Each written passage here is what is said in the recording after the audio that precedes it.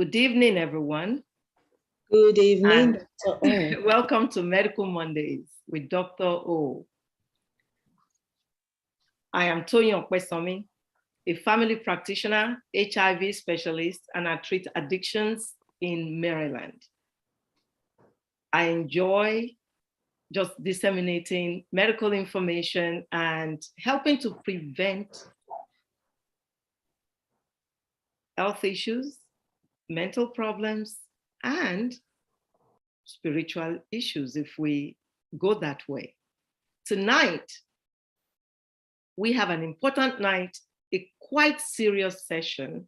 All our sessions are serious, but I think this beginning from 2 weeks ago, Medical Mondays took a different turn, and it's going to do that for a bit. That's because we discussed depression, suicide, and racial disparities. Dr. Nelson Aluya opened a can of worms. That has now led to us going to part 2 of that talk. And tonight we'll be focusing on parenting. In order to do that, we decided to have a forum. I want to thank Dr. Aluya for his guidance and assistance and us getting this together. We have a panel of 4 tonight. Dr. Nelson Aluya, who is known to us all, our darling doctor, who is trained as an internist and a pediatrician, who wears many hats. I really don't know how Dr. Aluya does everything he does, but he does it day in, day out.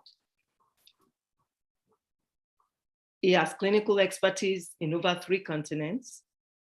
Currently an attending physician at Newark Beth Israel Medical Center and assistant professor of medicine at the New York Medical School, Rutgers University in Newark.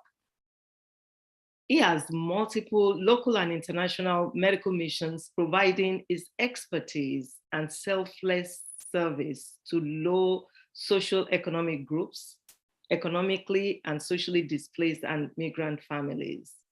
He speaks at numerous places.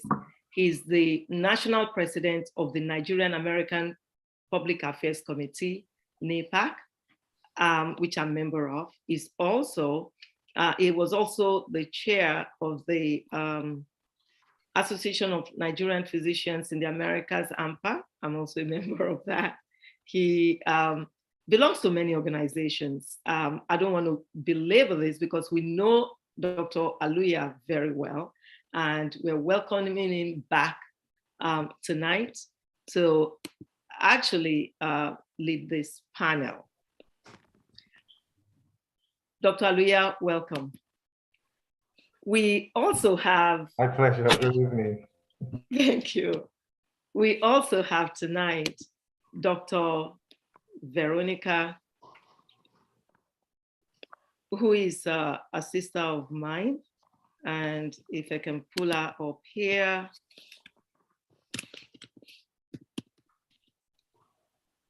She is an educator.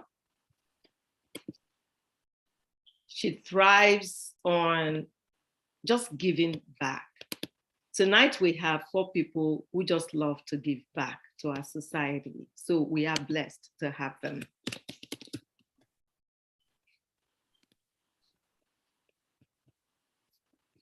Pardon me. I don't know what I'm doing wrong here, but I will get it straightened out in a second.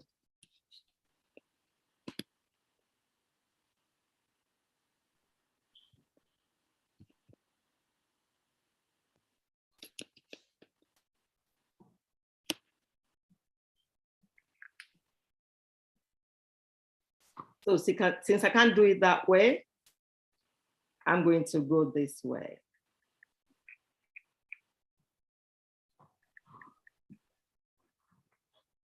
So Dr. Veronica is a a California gubernatorial appointee in the Alameda County.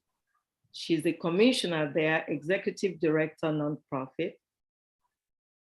She is an expert educational leader in administration and policies, an active social justice and equity leader on the United Nations Association Board of Directors, a professor of education, author, work-life integration researcher, facilitator extraordinaire, state mentor, trainer, growth advisor, moderator, and an ardent motivational speaker. So we also have tonight, welcome, Dr. V. We popularly call her Dr. V. So when you hear me say Dr. V, that's Dr. Veronica. We have tonight also Pastor Mrs. Fawole, who was introduced to me by Dr. Aluya, and it is ordained that she'll be here tonight. I won't belabor how that happened, but she is Pastor Mrs. Mayowa Fawole. She's also an educator. She specializes in special ed.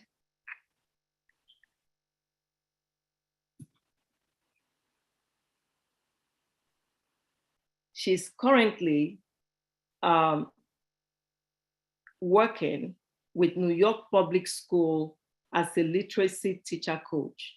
She holds a bachelor's degree in special education, a master's degree in educational leadership and administration, and is currently pursuing a doctorate degree in the field of organizational leadership and with emphasis in special education.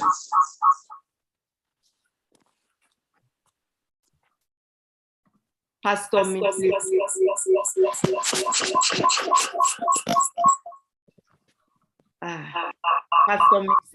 Christiana Mayowa enjoys spending time with her family, her husband, Reverend Dr. Raymond L.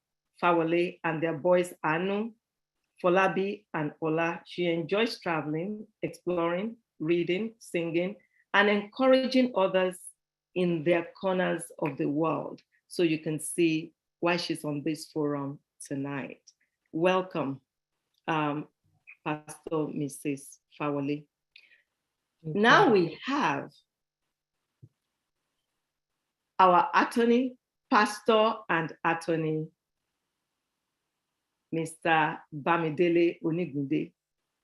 He's a pastor by calling and an attorney by vocation. Mr. Onigbinde pastors a church located in Ellicott City in Maryland, and is also licensed to practice law in Maryland. He's married with children, 3 young adults and a child. I just attended the wedding of one of his sons. His church in Ellicott City is Faith Bible Church in Maryland. And I'm going to post that later on the forum. So we have a wealth of knowledge on our platform tonight. So I'm going to defer to Dr. Nelson Aluya to start us off from where we left off with the topic, depression, suicide, and racial disparities. We promised that we were going to come back and we were going to take these topics one by one. We have not decided where this is going. Tonight we'll decide what will be the next topic, how we would continue to layer it. So, Dr. Aluya, you have the floor. Well, it's a pleasure to be here, and good evening, everybody. Like Dr. O said, I opened up a can of worm, but she says it's a good kind of worm. So again, because we need this in our community, we need this in the world we're living right now. There's an old Chinese saying that, may you not live in interesting times. And when they say interesting times, meaning it's not usually good times. And we just recovered from, COVID, or trying to recover from COVID. And we hear another flow of what's going on. And then we see rumors of war and even war taking place right now in Ukraine. And as much as it's affecting everybody, everywhere, every time. I mean, the cost of food is going up, the cost of gas and everything else. And all of this is creating some, pressing matters that are emotional, pressing matters that become psychological. And those psychological problems, when they persist for so long, will lead to, anhedonia, loss of feeling of pleasurable things. And eventually, if it persists for 2 weeks or more, by definition, becomes depression. And we know that depression persists for so long as well, and unabated or uninterrupted, can eventually lead to suicide, especially when you have prevailing factors or prevailing circumstances or pressures that eventually tip the individual over the edge. And with us all trying to recover from COVID, loss of loved ones, loss of jobs, loss of connectivity from human beings to contact, loss generally, and fear and anxiety that cause us to be where we are now. The world is in a different place. But one of the things that making it a little different as well, because I always say this, out of every bad thing comes good outcomes. And out of every good things come bad outcomes. Now, one of the good outcomes that's come out of this is the advancement in technology. And putting technology and the psychological and psychosocial issues that happen in our community, in our society. We know that those people of African descent or those of color are more affected now than any other ethnic groups. And that's why it's important that we begin to discuss this in our community. Not just because it's imperative that we do that, but because there's a stigma that usually carry on in our community that we all have inherited, over centuries, over decades, over generations, that has made, mental illness almost a taboo. That even where we come from, we find out that if somebody wants to get married in our community, here in the US or back home, there's a local research that they do, and they're like, go and see if there's madness in that house. If there is, then you shouldn't go there. But because of all that, has created a whole lot of issues as well. And not just that, it's something that is seen as a thing of weakness. If you begin to show your emotions, you begin to, allow your emotion, be shown and publicly displayed, you're seen as being weak. But we begin to understand, and one of the beauty of evolution, an evolving mind, is that we're understanding, look, these things are part of humanity. It's part of life, and it happens. And just like the WHO, described it, that health is not just the absence of physical health, but also the mental welfare of an individual as well. So they counted that as an issue. Now, we talk about the whole global aspect of humanity and life, and those who are most vulnerable.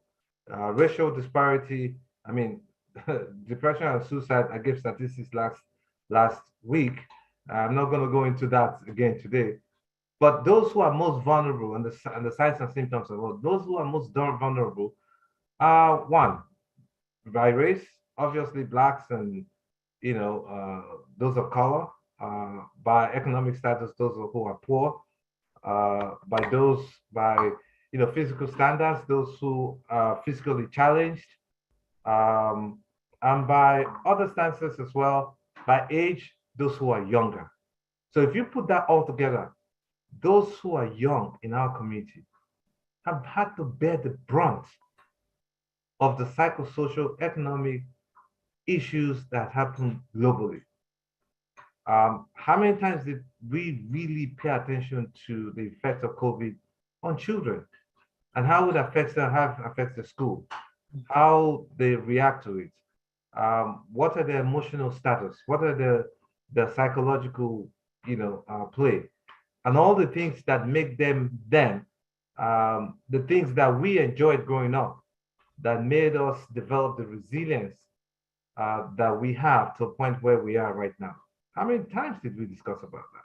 Now, the Ukraine war is going on, and there's anxiety. I've seen adults who are as scared as anything else because they think, it may go into a third world war, and the war may come here and there'll be missiles here in the United States or everywhere else. So they're petrified. These are adults. But have we actually sat to think and ask our children what they feel or how do they view this war that is going on?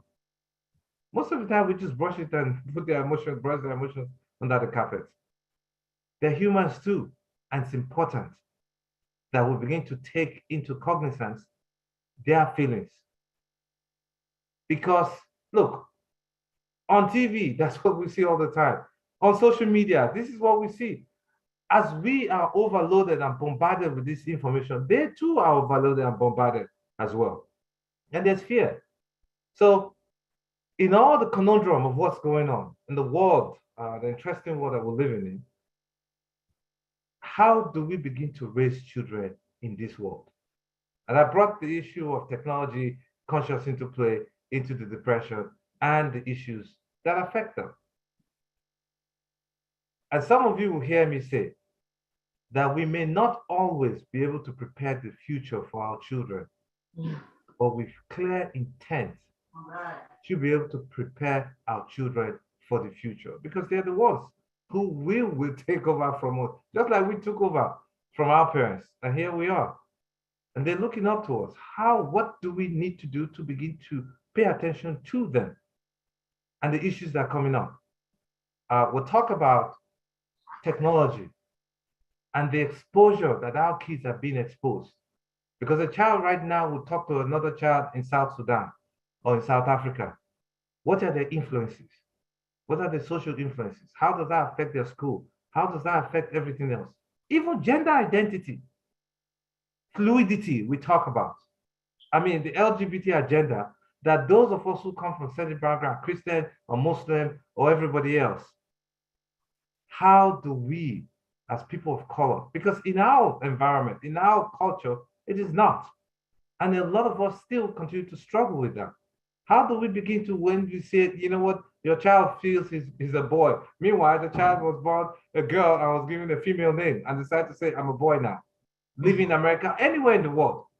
How do we begin to look at those and begin to see how, is this something we must accept?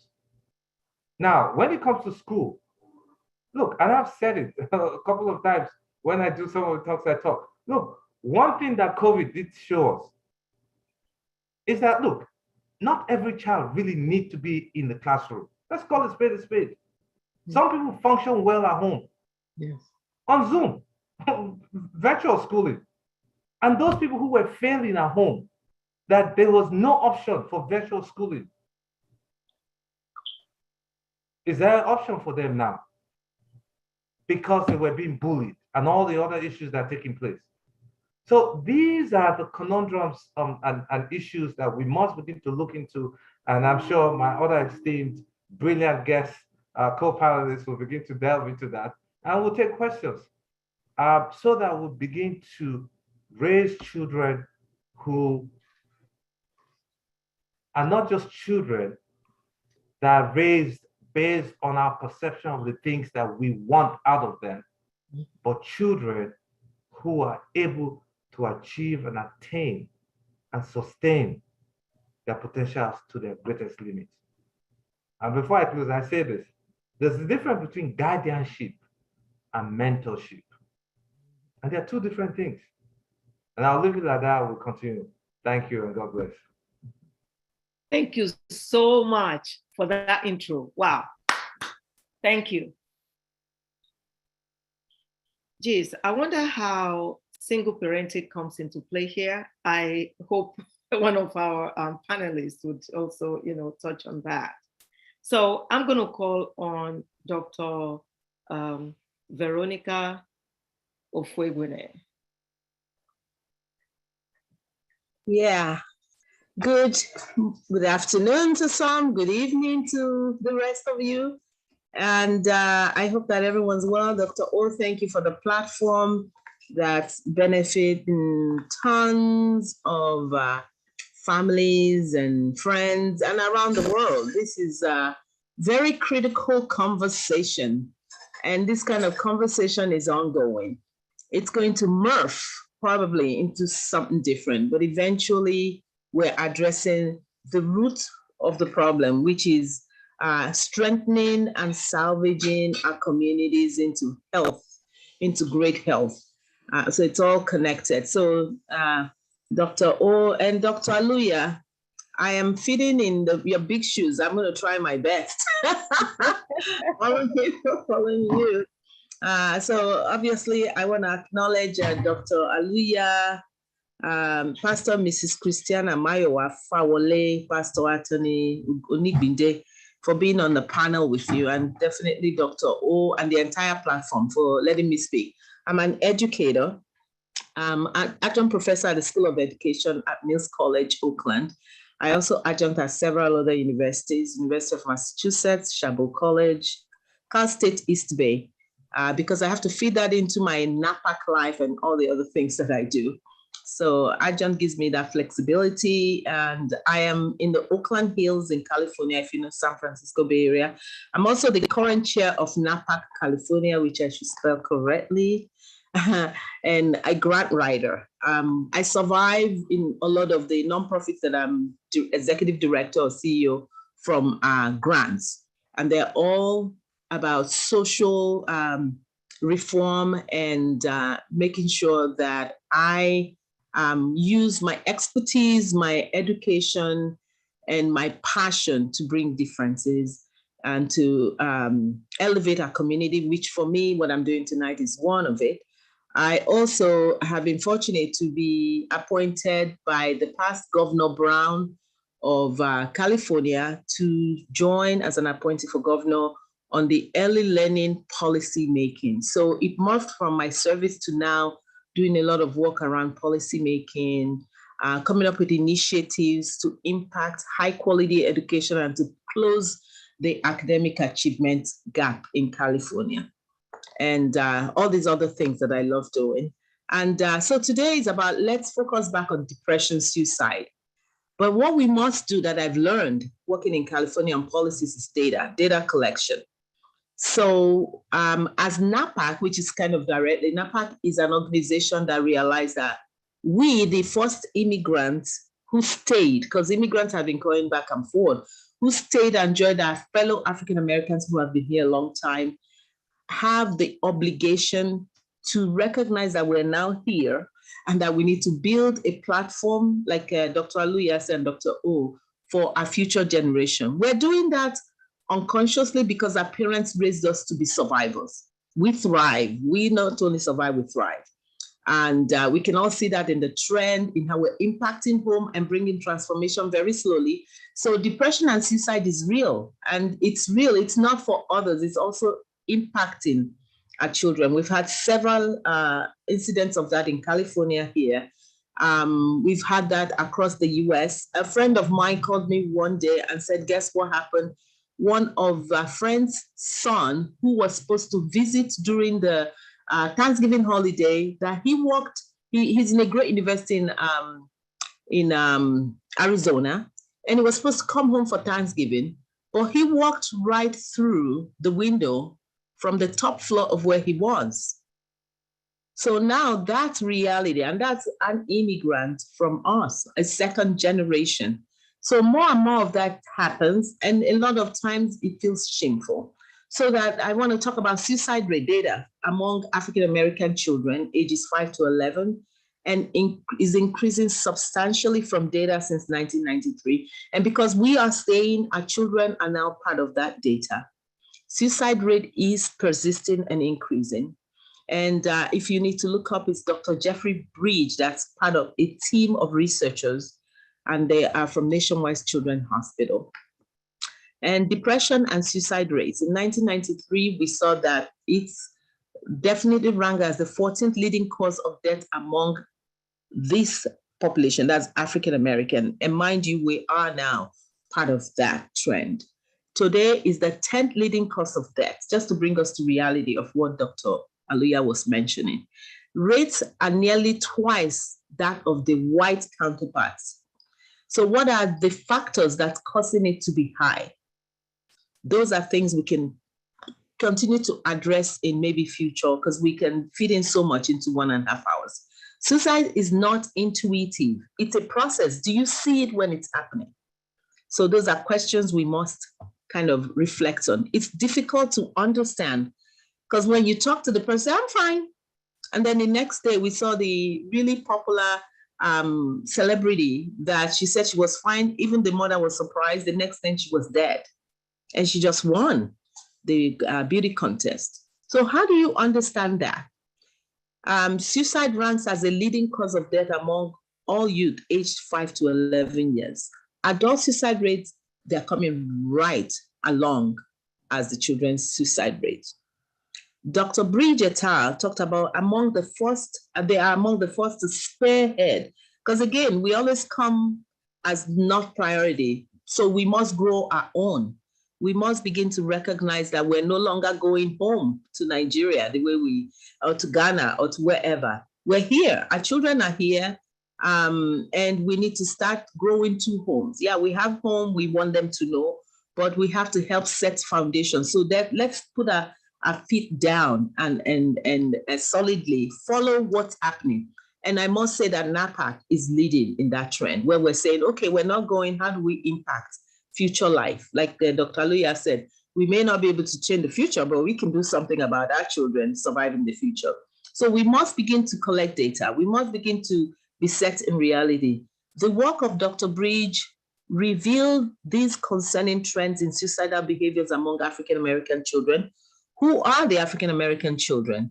Children of the long living in America Africans who were brought here, and we, the new immigrants, and our children born here. We cannot ignore data. We must, because data also creates funding. It creates attention. It creates strategies. It creates a platform. It creates systems.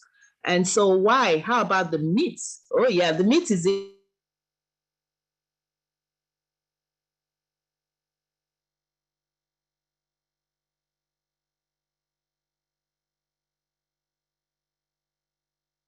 in our way. The misguided, we need to change all that. It's a process, it's education, right? The shame of any mental health, because we are ashamed of it, because we've made it shameful. I love Dr. Aluya's example where he said, yeah, when you're getting married, they send the soldier and the camp, and including the real and the made up. Don't marry that girl because she's her family has mental people. And we forget that mental health may be nature or nurture, right? Nature, because maybe there's some medical disposition to mental health where we can now manage it with modern medicine. And there's nature, there's all the pressure, the genocides happening at home, so many things happening. So we need long conversations like this. So thank you, Dr. O's platform, educating each other, each one tell one. Community platforms, nature and nurture issue, we must recognize that it's not just genetic. Even when it's genetic, there are ways to manage it. And then there's also, not everybody goes mental, because again, there's genetic disposition to how things happen. But we must get into the facts, then the why, and what to do to prevent it. How has COVID-19 added to the challenges? Yes, it brought a lot of goods, because now I can talk to family and see their faces around the world. We can all celebrate weddings together, but also it came with the baggage, and there's more depression happening. Families are impacted by abuse and all sorts of other things. Children that that have special needs are subjected to more trauma. I had a student of mine who was a teacher, but was advancing to master's and was my master's of education class. And she just was not herself. I talked to my students, I listened to them, and they tend to come to me. And I think that's one of the solutions we're finding, that beyond being a lecturer and professoring, you need to do self-care, mental health with your students. And so she said to me, my son, who's 11 years old, is threatening to kill himself. So I had to stop, and we had to talk about that, and we had to look for resources.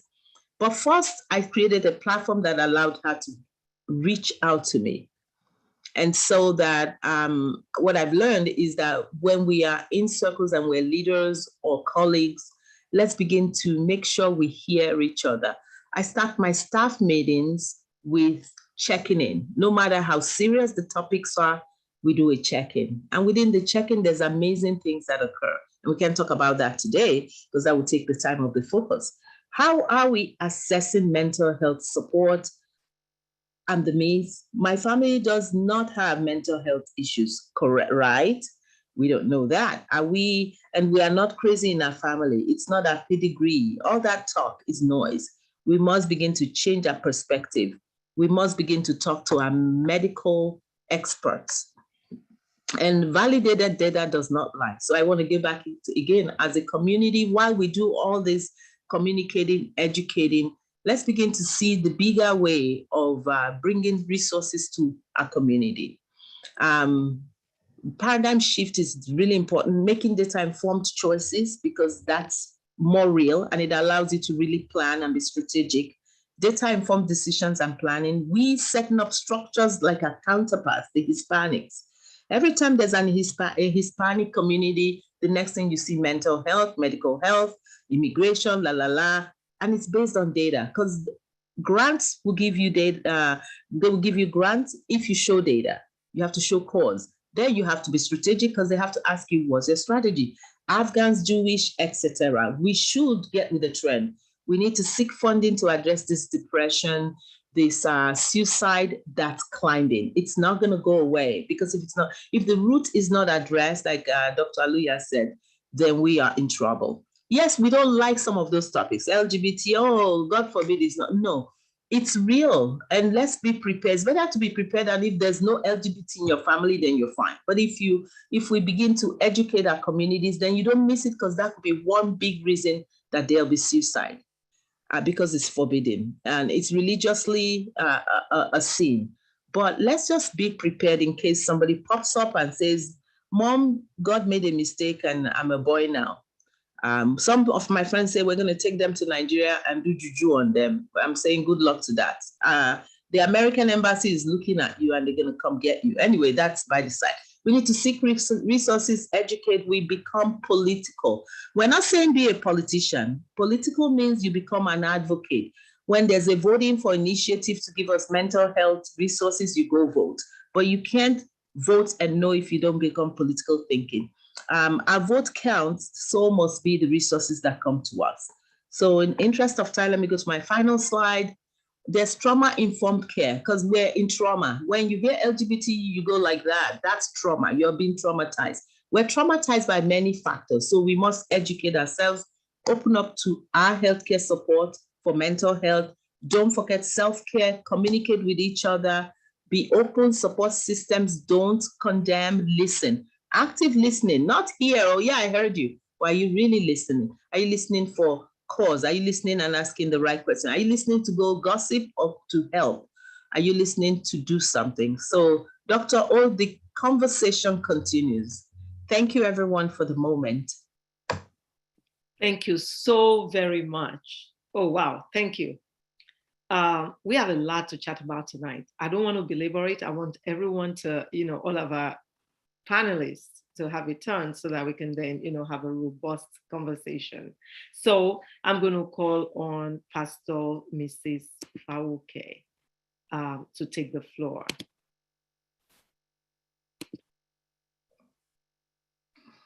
She's muted. Unmute yourself. Okay. Yeah. Good evening, everyone. Good evening. I'm very grateful for this opportunity. and I'm thankful for everyone here. I think this is a needed forum for our community like never before. So I'm very, very grateful to be part of this. So, talking about parenting and everything that is going on in our society these days, I think it's something we have to approach holistically because we are here and this is where we are growing. So I feel that some of the approach that we were all raised with, we need to revise and modify, to fit the need of today for us, especially for our children. I really want to focus on, purposeful parenting. Purposeful parenting, especially for our young children, because that's the foundation and that's where it starts. And I know that most of us, we do not consult, maybe the Bible or whatever, about what type of children we want to raise. But I think that's where it comes. That's where it starts, like having a purpose about raising our children, with everything that is going on in this world that our kids they're faced with.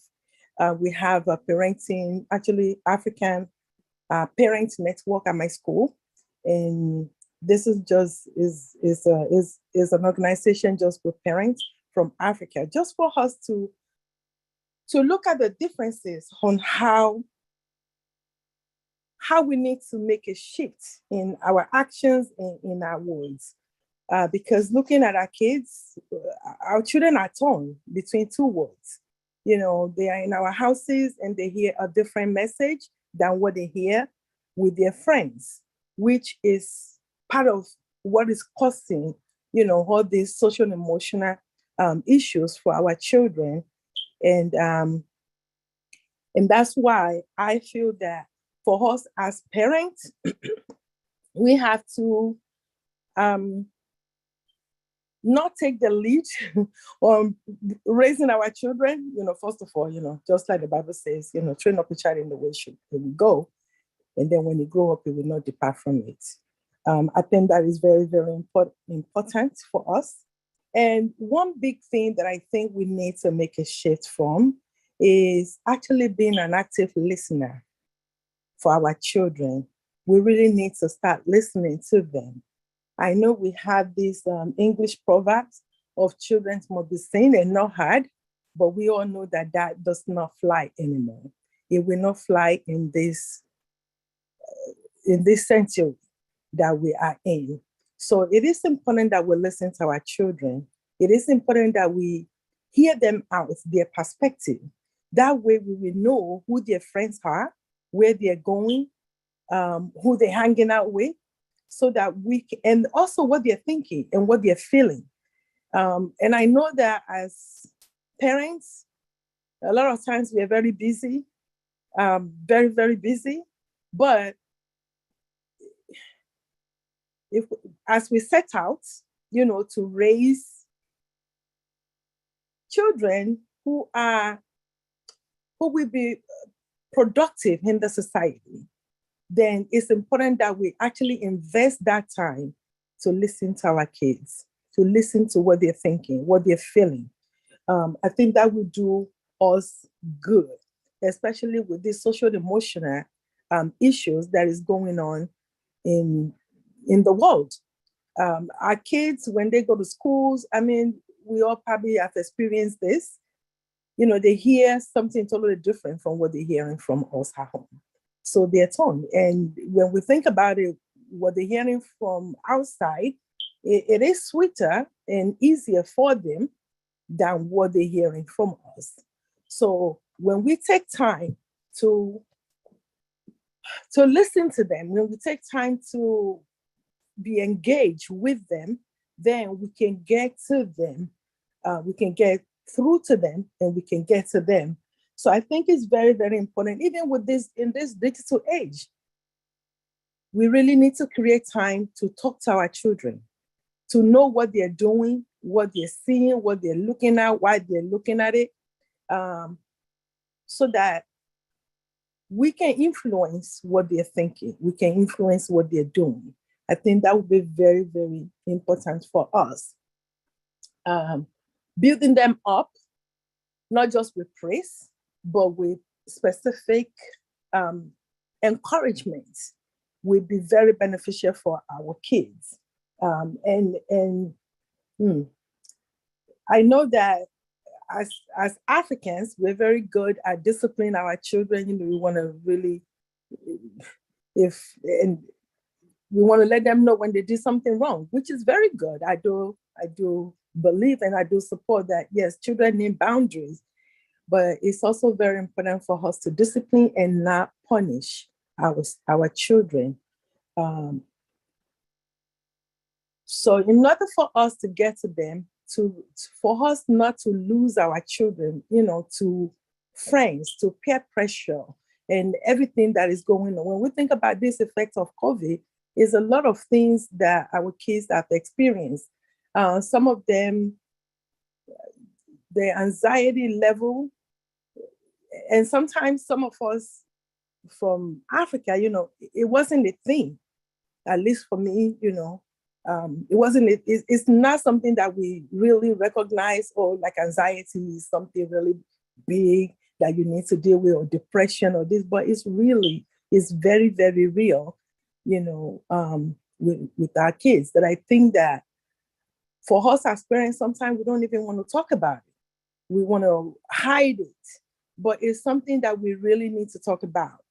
When we use our church platforms, our, you know, or other religion, or every other organization, it should be something that we're really looking into and dealing with, to be a support for one another, so that as a mother or as fathers, we can talk about this is what is going on, so that we can be support for one another. It's one thing that we're not.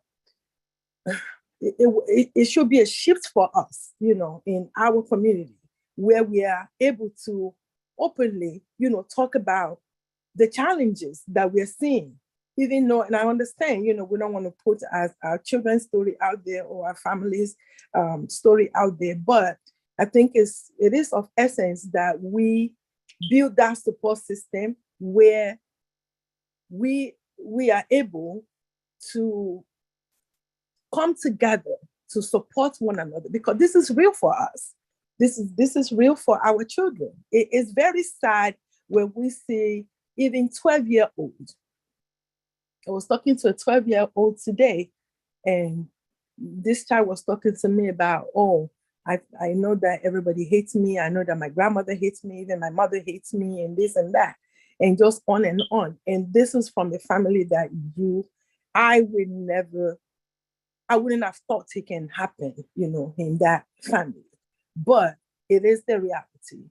You know, we're built with this kind of resilience, you know, in Africa that our kids probably don't have right now. And we have to be there for them. We have to be there for them. Educating ourselves and really building that support, I think, is something that we need in our community. I pray that God will help us, that holistically we will be able to approach and deal with these issues. When it comes to parenting, for us, whether we have young children or adult children, it is very, very important for us to be purposeful. Maybe some of us, you know, we probably think we want to have children who are, you know, who are famous, or maybe who are rich, or who are, you know, and all that. Maybe that's what we're focusing on. Or maybe we never even take time to define what type of children are we nursing or are we nurturing. But when we focus on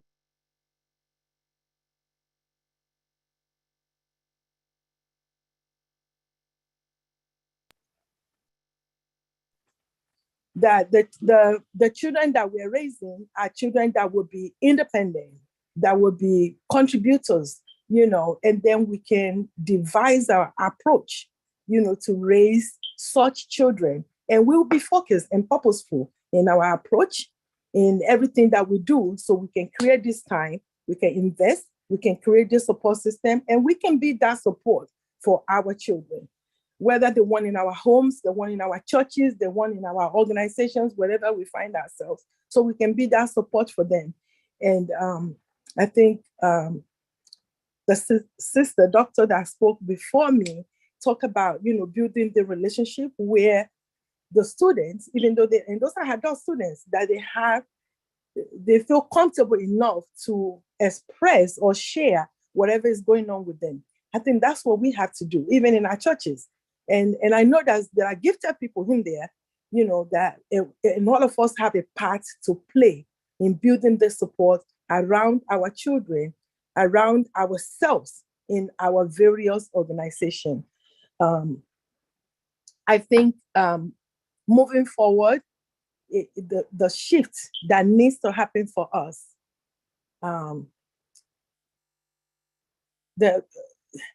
is really being purposeful. Going back to Nigeria is not, yes, we pray that God is going to make a way for us. The way it is right now, I don't know. Like I said, people, if God is sending you there, if you hear that God is sending you, then you go. If God didn't send you, maybe not, because I believe there's a reason why we're here. That's just personal opinion. But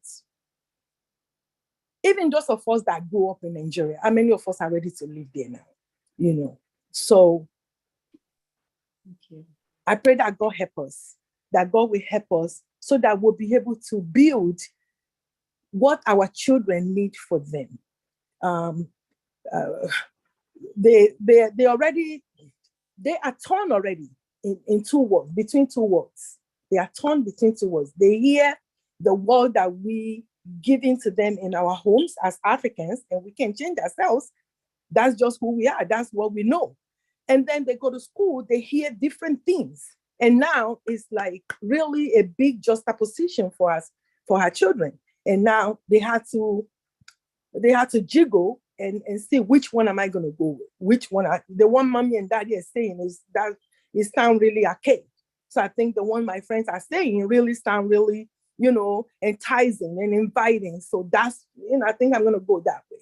So unless we build this relationship with them, whether they're young or they're old, college students, most of our kids, they're just waiting to go to college. The moment they step out of our house, then boom. Like, God help us. When we call, let them answer the phone.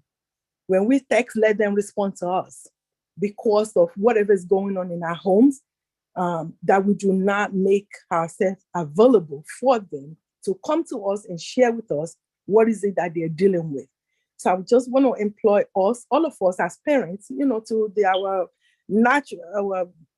our natural children, and even the children that God surrounds us with in every sector of life where we find ourselves, to really build this relationship so that we can talk, and for us to be a good listener for our children, young and old, to be able to listen to them. That's the only way we can impact them. And above all, I do believe prayer works. So prayer will be another thing that we can add to the effort, and the Holy Spirit will lead us as we go on. Thank you.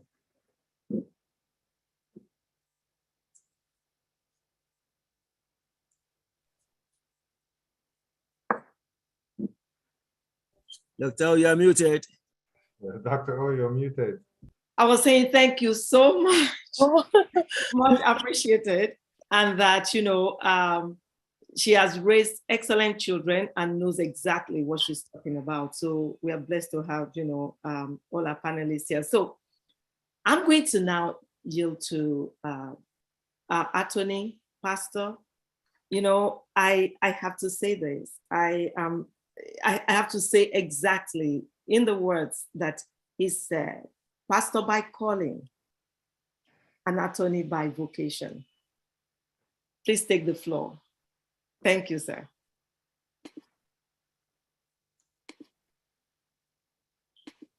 On mute. There you go. Oh. You're not muted yet. You're still muted. Unmute. Okay. I am muted now. Yes. Can you hear me now? Yes. Oh, okay. Just want to say good evening to everyone, and I'm really awed by the company tonight. Such a depth of knowledge and training and information, and it's really hard for us to, when you come in company of people like this, Dr. Aluya, Dr. Ufoegbune, and Pastor Fawole, and all the other people who have also spoken. You actually want to just be quiet and listen to people, let them talk to you. But I believe that we have, what we are dealing with is like an ocean. And you really can't draw an ocean dry. But that doesn't mean you can't take a measure of water out of the ocean. And the other thing is that you can take a depth of the ocean and just try to see if you can also help people to swim so that they don't sink, so that they don't drown and all that. So that's why I just think I'm going to make my own humble contribution tonight. And I want to thank Dr. Ho for inviting me. But all of that said, as I prepare my thoughts on this, and I think I shared a little bit with Dr. Ho yesterday, and I've been listening to all the speakers tonight. And also because we're talking about, if the focus is on children, we want to see what parents have to do, how do they parent, particularly in the context of where we are and all the the situation around us, and what do we do to help our children? And I just want to cut it on to what Pastor Fawole said, and by talking about what I would say as I prepare my thoughts on this, something about parental sensitivity, parental vigilance, because I think there's a lot of that has not been done. We think our children don't see, we're wrong. We think our children don't hear, we're also wrong. And so when we understand that all the things that are going on, the way they're affecting us is also affecting them, I think it will make us to be sensitive, or more sensitive and more vigilant in our parenting. And I want to draw from, when we think about, depression and the effect of that, and we think it's an enigma, but I think it's also something that, like every enigma, if we really want to do the hard lifting and the hard work, we can begin to unravel even the hardest of enigma. And most of the time, if we pay attention, we can actually understand what's going on.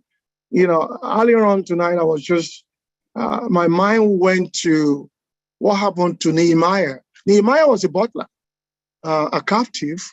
He was sentenced to be, serving wine to this foreign king, and but he had something from his homeland. It's like hearing news from Nigeria and you are depressed.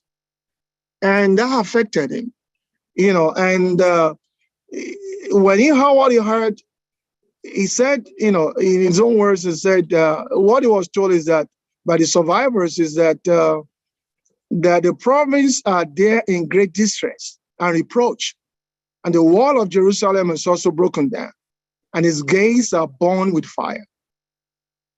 And so he said, now I heard these words, and I sat down and I wept. And that affected his day, because as he went before the king, that you can't come before the king with your sorrowful countenance, but what has actually gone into his mind and his heart, the news that he heard had already affected him in a great way, that it affected what he was going to do for that day And when he came before that king, the king was sensitive. And the king looked at Nehemiah and he said, hey, he said, this is what the king told him. He said, why is your face sad since you are not sick? This is nothing but sorrow of heart. In other words, the king was able to look on Nehemiah and was able to see someone is all right. And you wish that many parents will be like that king, not just, carry on and thinking, well, it is what it is, they should be happy that I work so hard and I give them food and I give them clothes and, and then you just, they should be, and then we leave them and we don't actually know what's going on. And when something happened, and then we are shocked. I don't know why they did that. I gave them everything that they needed. I'm listening to parents like that who, their children have attempted suicide. I mean, it's like also like, a story that I heard about a man who, very rich man, he, gave all kind of material things to his children, and they are young adults. And, one day in his big house, he found one of them hung in his room. And then he was shocked. Why would he do that? He had two. And so he was really, he didn't know what, he called the second one and said, you know what, I just want you to tell me whatever you want and I'm going to give it to you. And then the second one said, Dad, I know what you're thinking. Don't you think, I think you're probably thinking that I'm going to commit suicide like my brother. No. And so what they did was to establish a foundation for the one who committed suicide. And that's how this rich parent dealt with the one who committed suicide. And the second one tagged along and, it seemed like went on. And but what happened again was that the second one also committed suicide. Now, look, what will you do as a parent if that happens? And what are you, and we can actually trace all of that to the fact that more often than not, we think once we give material things to our children, they should be fine. And we don't really pay attention to, what is going on.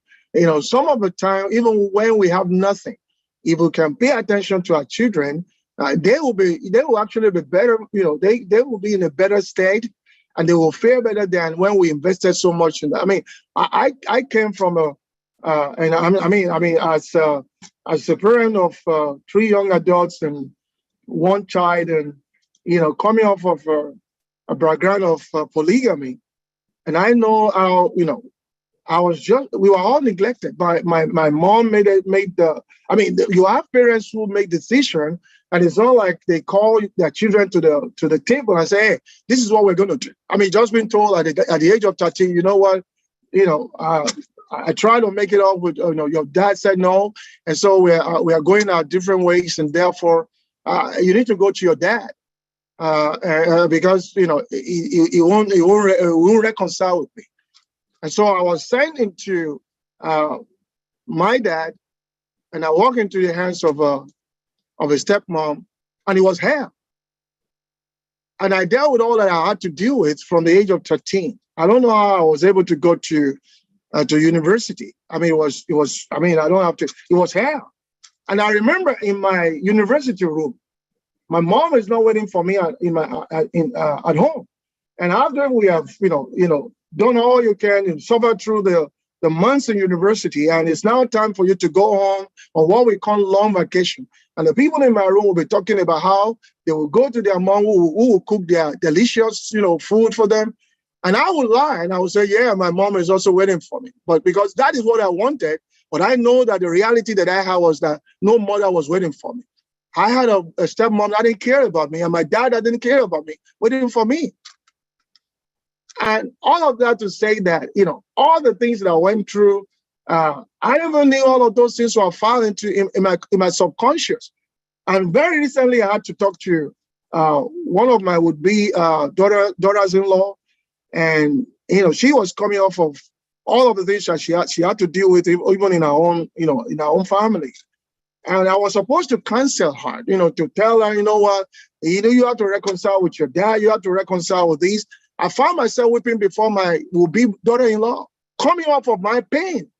the pain that I took away 40-something years ago. And I thought that it went away. It didn't go away. So that is the reason why, we have to be, I think there's something about being sensitive to our kids and to understand that they need probably much less than we think we think they need. They need us. They don't, they really don't. They want us to understand that they won't survive on the material things that you could give to them. And again, before I give the floor, from my own neck of woods as a pastor, I have found so much spirituality without rationality. I mean, we think that if we are spiritual, we don't need to be rational. And so we have pastors' kids, schools summoning parents who are pastors and telling them, your kids are slow at school. This particular son of yours is slow at school, and we think we need to help them. And then they say, no. I bind it and I cast it. That's not my son. My son is okay. No, your son is not okay. And there's nothing wrong also listening to, getting some help. And we think that when we try to get help, mental help or, medical help or physical help, we think that is not spiritual. And I think that that's also a problem, in my own neck of woods about how, and you'll find that people who are not spiritual, who are trying to give you help, and when you begin to, apply spirituality to what you're supposed to apply rationality, and then they ended up being right and you are wrong. And then these children are now left with, they couldn't make it out of high school. Now they end up in, if you had gotten them help, maybe they will have given them a special education that would make them to pass through high school or maybe go to university. But now they end up in Giant or they end up at Shoppers. And now what can you do? Your rationality, your spirituality fails. And so I think, listening to, people around my own, neck of woods, I just see that we who are supposed to know more and know better, we actually think it's wrong to get help from people. I've been enlightened by Dr. Aluya. Listening to Dr. Ufoegbune, listening to other people. That's how you carry on. And it's really important for us to understand this is a serious issue. And it's not something that, if we really want to know, the more we know, the more we want to know, it will become less and less, it will become less and less an enigma. And then we'll be able to understand what we need to do and be able to do what we need to do. I just want to, for just one more minute, listen, right to you what David said, because I believe when we talk about depression, we're talking about something that touches our soul, whether you are young or old, and particularly our children. The adults probably can verbalize, they can call somebody, they can talk to someone. Our children don't know what to do unless you get it out of them. But I was just reading something that David said in Psalm 42. I think David was going through something along the line of depression. And this is the question that he asked in Psalm 42 in verse 5. He said, "Why are you cast down, O my soul?" That's the question. He said, "Why are you disquieted within me?" And then he talked to God. He said, "Oh my God, my soul is cast down." In other words, he knows what is wrong with him. And when he talks to God, he told God. He wasn't saying, "Oh God, well, I wasn't having a very good day, but I don't know." He said to himself, "My soul is cast down." And then he told God, "God, my soul is cast down." And a few more times in Psalm 42, he repeated the same thing. In verse 11, he said, "Why are you cast down, O my soul? Why are you disquieted within me? Hope in God, for I shall yet praise him, the help of my countenance and my God." Now, I don't know whether you probably understand all of that. And we probably don't know everything else that David is going through. But there's something about being, by honing up, being able to tell myself, something is all right with me. And then when I get to somebody like Dr. Aluya or Dr. Ho, I won't bother up anything. I won't cover anything. Africans like to cover up. We don't want to tell everyone. We want everybody to feel everything is fine. Everything is fine with us. Our wife is okay. Our children are good. Praise God and all that, but it's not. And I think this is the reason why we have just many people here tonight who will help us. Thank you so much for the opportunity. Thank you so much. Wow. Thank you so much, sir. Thank you. Thank you for bringing it home and personalizing this. Because you know what? If we all sit back, we don't even need to think long. We can see that this hits home. Unless, as we've just been told, we're not facing it. I agree with you. People will say, it's not my lot in Jesus' name. I reject it in Jesus' name. Reject it by dealing with it, owning it, and then dealing with it. Dr. Ajagbe said on the forum, out of the abundance of the heart, the mouth speaketh. Self-esteem issues must be addressed as fundamental in raising healthy, mentally and emotionally balanced adults. That is true. I want to know though, from Pastor Mrs. Fawole, you talked about discipline and not punish. What's the difference? Okay. So thank you. Thank you for asking that question. Sometimes when you're timed, you feel you have a lot to say and then you just want to quickly say it.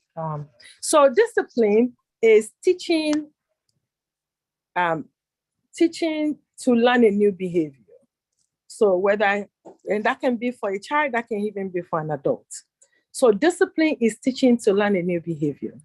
Punishment is reprimanding a student for a past behavior. So when our children do something wrong, we want them to be able to find the root cause of that behavior so that they can make a better decision in the future. But punishment, like you and I know it, you did something wrong, so now you're going to sit down there and we call it different name.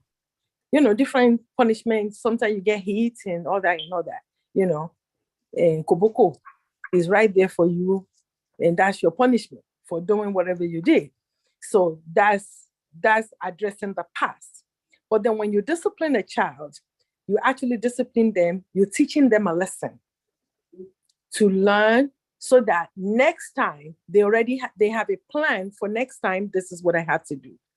The way I guess for us as Africans, the way we look at it is, okay, if I inflict fear or a coercion on you, then you remember and you learn next time. But research told us that that is not the way. Thank God all of us here, we all turn out right, despite all the coercion and everything. But I think we turn out right because of the environment where we grew up. The environment that we are today, right here, right now, is different from where we were. So for our children, research is telling us that this coercion and the fear and the hitting and all that is really very damaging to the brain. So the best way is to discipline our kids. And how can I do that? So I can have my child. Let's say, for example, I have a child here who is very, very slow at everything. We have to go to church, you'll be late. We're going to school, you'll be late. Every time you'll be yelling and doing this, and we need to get out. You need to be in the car by this time so we can leave. But every day you were late. So instead for me to actually invoke, fear or, hit him or this and that, then we took time and, and talk about it. We sat down and, okay, so why? Tell me what is going on. And from that discussion, then we find out that, okay, yes, you're playing around because you actually woke up on time, but you're playing around because that's the only time he has to play. Because mom, from that moment on, once we do this, then you ask me to do that, you ask me to do that, I never get time to play.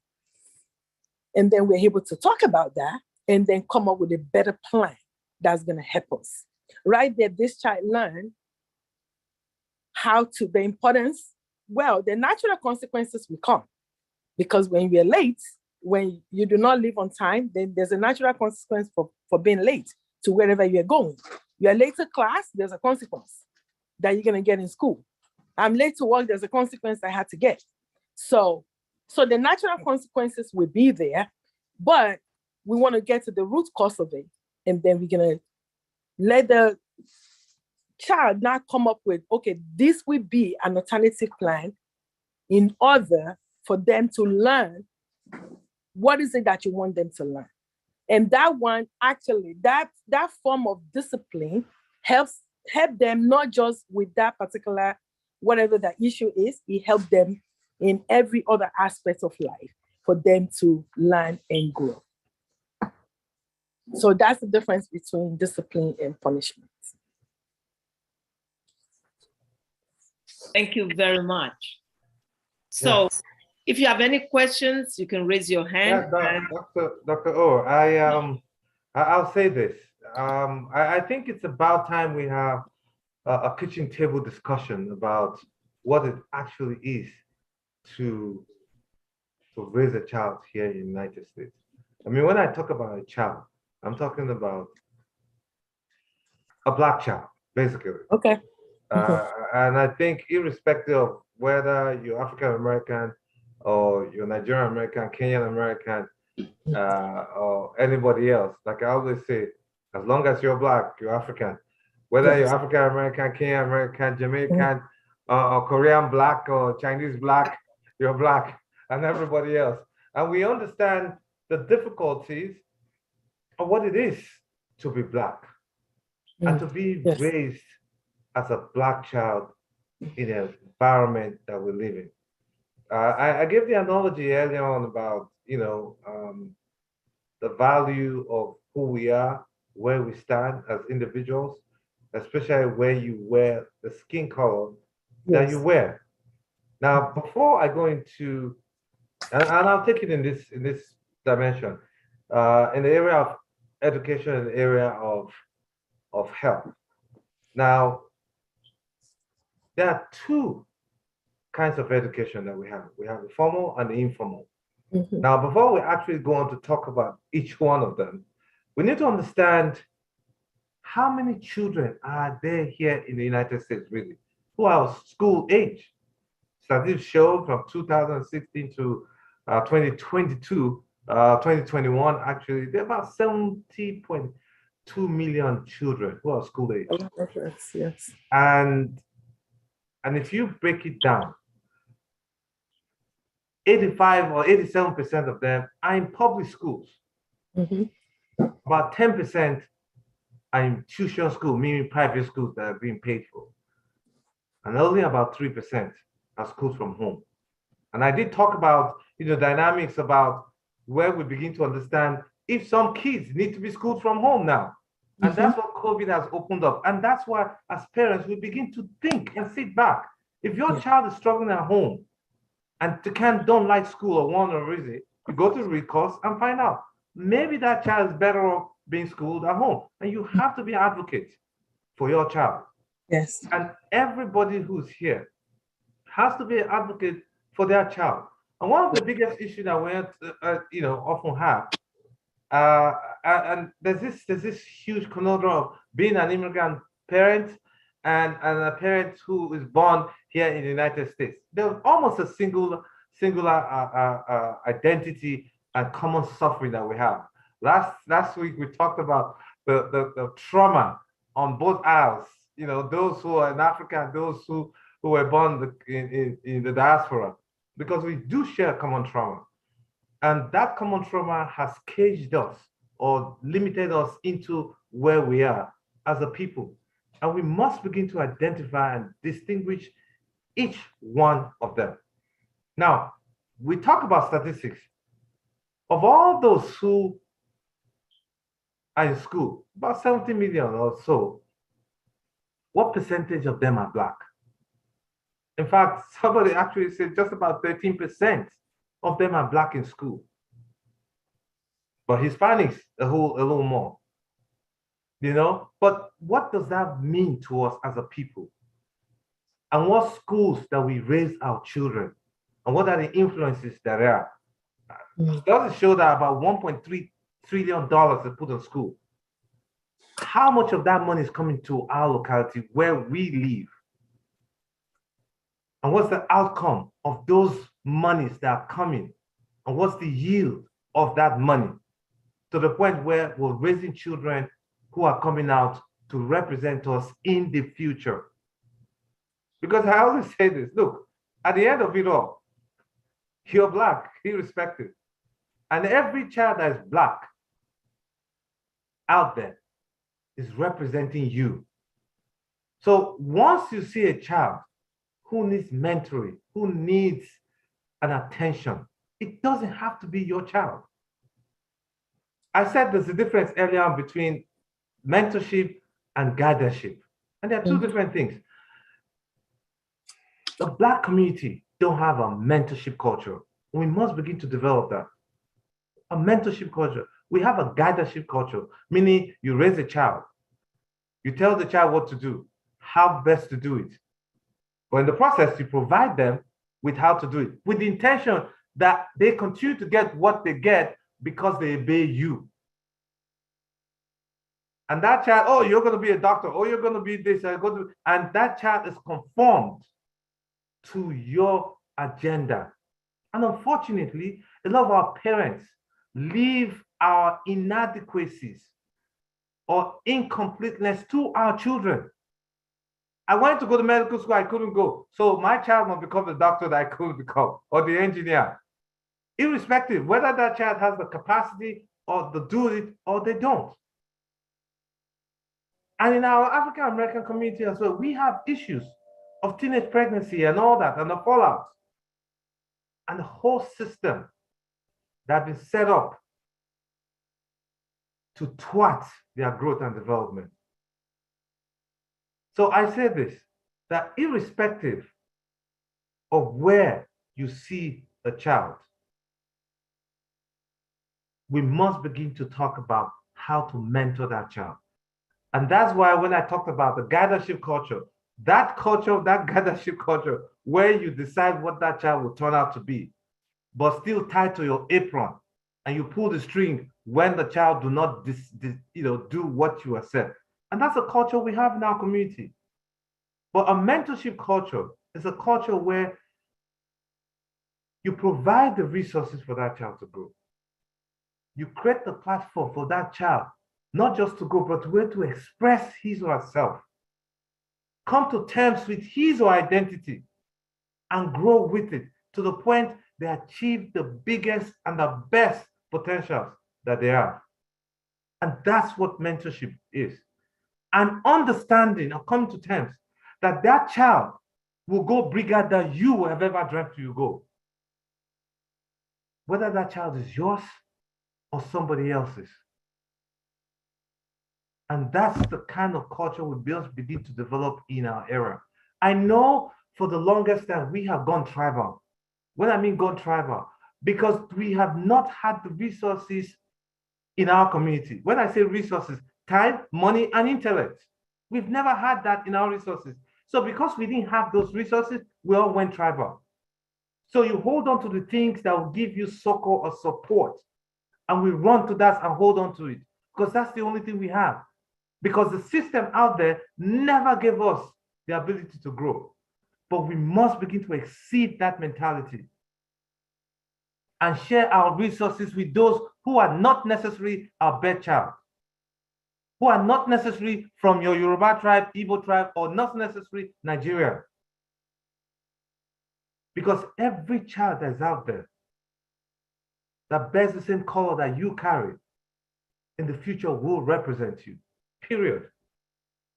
Because when they stand on the street and see 2, 3 children walk down the street, nobody knows if that child is Yoruba, Bamidele, or Craig, or Kofi. They see Black, period. And we must begin to develop that culture, irrespective. And we must do it with one, patience, tolerance, perseverance, but above all, love. And that's how we must begin to do that. There's a whole lot of issues that we as a people face. And there's a whole lot of issues that we must come to terms with. And I begin to pick on each and every one of them. Like the old Chinese saying, that in order for you to move a big rock, you just begin to chip at it little by little. As we see today, we will chip by each and every one of them little by little. So that I hope as questions come up, we'll begin to identify each and every one of those that will help us raise great children. But not just great children, but great grandchildren as well. Because those who have become grandparents, you have a role to play. You have a role, huge role. And I'll get into that a little bit before we go on. We talk about generational wealth. Why is it that in generational wealth, the others are able to do it, but we're not able to do that? Why? Because often enough, when you see that same culture of guardianship, when we've gone past that level, we do not often fend beyond our immediate generation. I'll give you a typical example. I was at the church one time to give a talk. And I called out to all the grandparents. I said, each and every one of you here, you have a role to play in your grandchild's life. Because you've raised yours. They've become well. They've seemed successful. But guess what? They are also struggling. Can you imagine a child who grows up to go to medical school right now? It's about $300,000. And bless your child, your son, who marries another doctor who also has $300,000 in loan. That's $600,000. How the heck are they going to go through that? And by the time they begin to save money for their own children for college, guess what? They'll be in their 50s, 60s as well. But because you, grandpa, who has nobody else to sponsor, nobody else to feed, this is the time that you set money aside for every one of those child that's been born. There's a program, $20, $30 for each one. Set it aside. It will not take anything out of you. So that in 20 years' time, when your children are beginning to get settled to the point where they can put money into their children's education, there's already money set aside. And that's what other races do. We must begin to think like that as we move on. So I'll leave it up now. I'm sure people have questions. So I'll begin to take each and every one of them as we go on. Thank you and bless you. Thank you so much. It takes a village. Basically, it's what you just said, and it does. It takes a village. Dr. V, go ahead and unmute, please. Yeah. Okay, certainly. So thank you again, Dr. O, for the quick platform. I know there's many questions actually, so I'll make mine quick. I really, really appreciate that we talk about the foundation of some of these, all connected to social-emotional.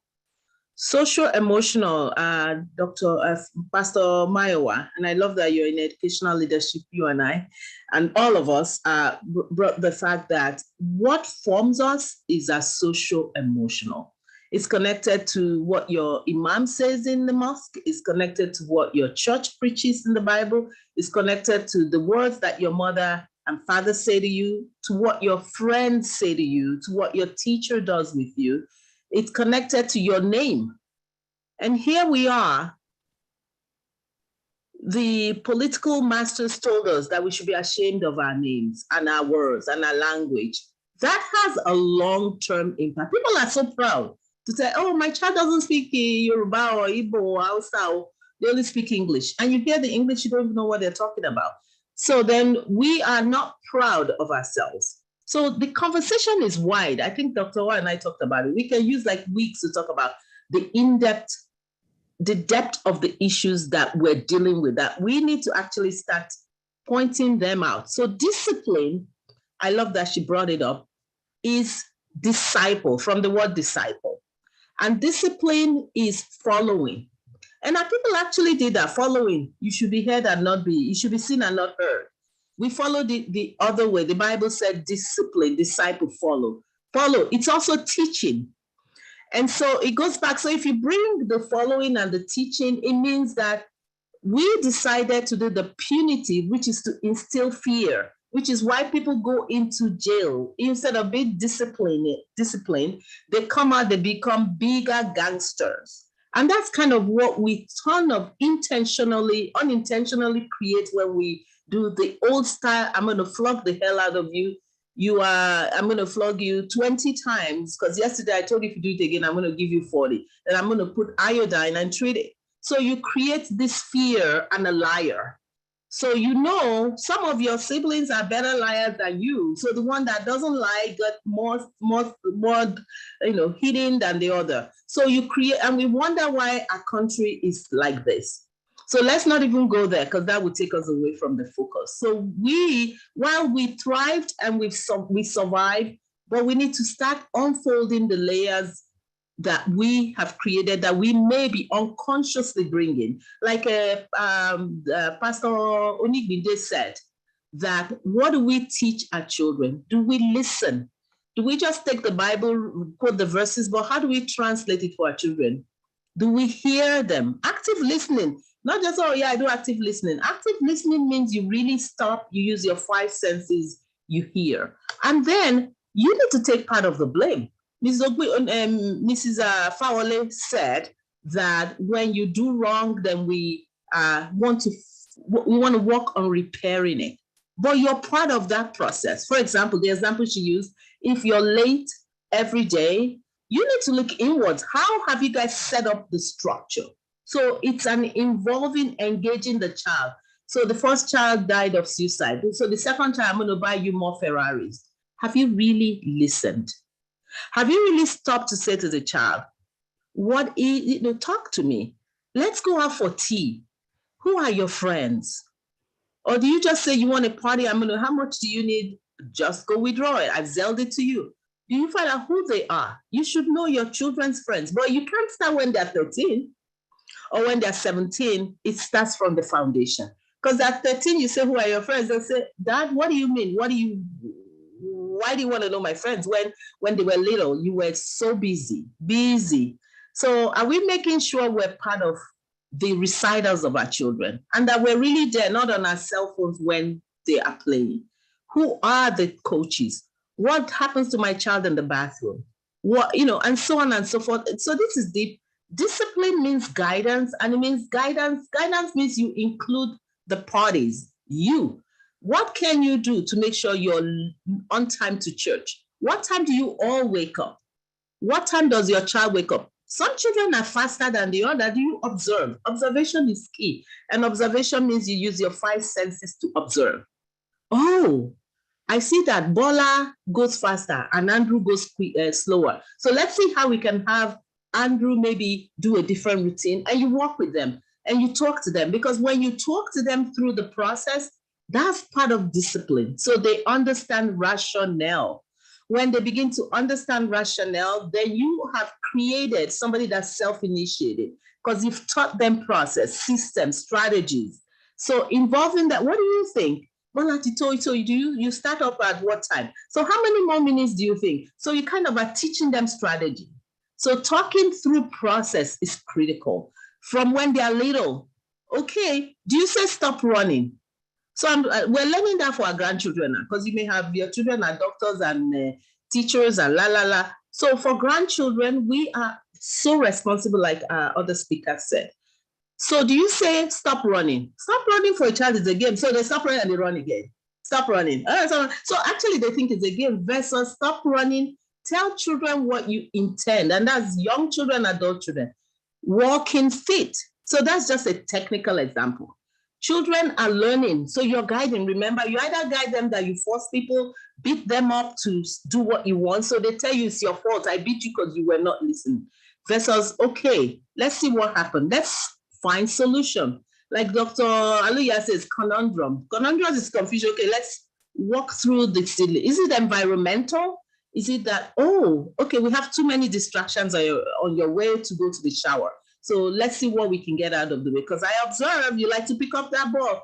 How about we find a really good space? We play ball on that side. So you walk through it with them, and then you're finding solution. Guess what? You're teaching a child who with strategic decision-making, do the right thing, plan ahead. And when there's urgency, how do you survive? So discipline it's called discipline and guidance. And you can read up on this, just Google discipline and guidance. It will begin to help you with your child, who's probably a parent or is going to be a parent, and your grandchildren. And then really important is for us to be really proud of our ethnicity. It's big in self-esteem. Who are you? Speak the language. My father used to say, when you get to the door, take off all the other languages. You're going to speak our is Enwani language. And guess what? I speak it so well, I do proverbs in it. Mrs. Yeku, my teacher in Yoruba, says, you will do all the ways and all that. So you do well. So we have to be proud in our heritage.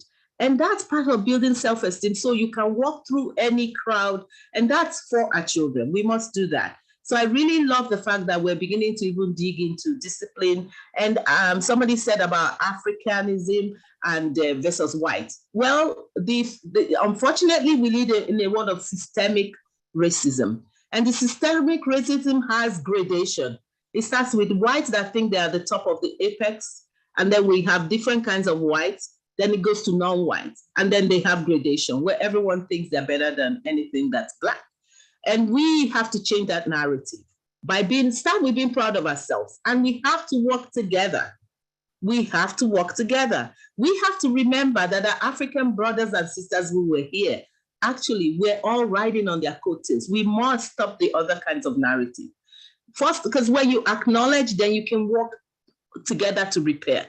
When we recognize that we are flying on the coattail of Americans who were here before us, African Americans, then we can all begin to talk to each other, conversation. And Dr. O luckily has provided us a platform, but we have to figure out strategies to get that out to the rest of the world. I'm proud of NAPAC because we're doing a lot of that, but we need more of this community conversation. So yes, there's non-white and white, and unfortunately, we have to keep doing this to change the narrative and help our children be strong. It's a journey. So let's keep doing that. Thank you, Dr. O. Thank you so much. You know, I was thinking as you were talking about, so also what time do they go to bed? Because you have to work that in. If the children don't go to bed on time, then how can they be really functional in the morning? Or, make time as you'd like them to in the morning. So there is a lot to walk through there. And thank you so much for this, this conversation on just being proud of who we are. Yoruba language, the British say, is the richest language in the world, with the proverbs, with the Owe. Dr. V, you are not Yoruba, but you speak excellent Yoruba, as well as your native language and English. Tell me who parallels you. It disgusts me when I see our Nigerian kids who don't speak Yoruba or Igbo or whatever native language that their parents have. In Nigeria, by the way, not even here. Mm-hmm. They speak only English with an accent, a horrible accent. I have an accent. I have an excuse for why I have an accent. I have Yoruba under my belt. I have Russian. I have German under my belt. So I have a reason to have the accent I have.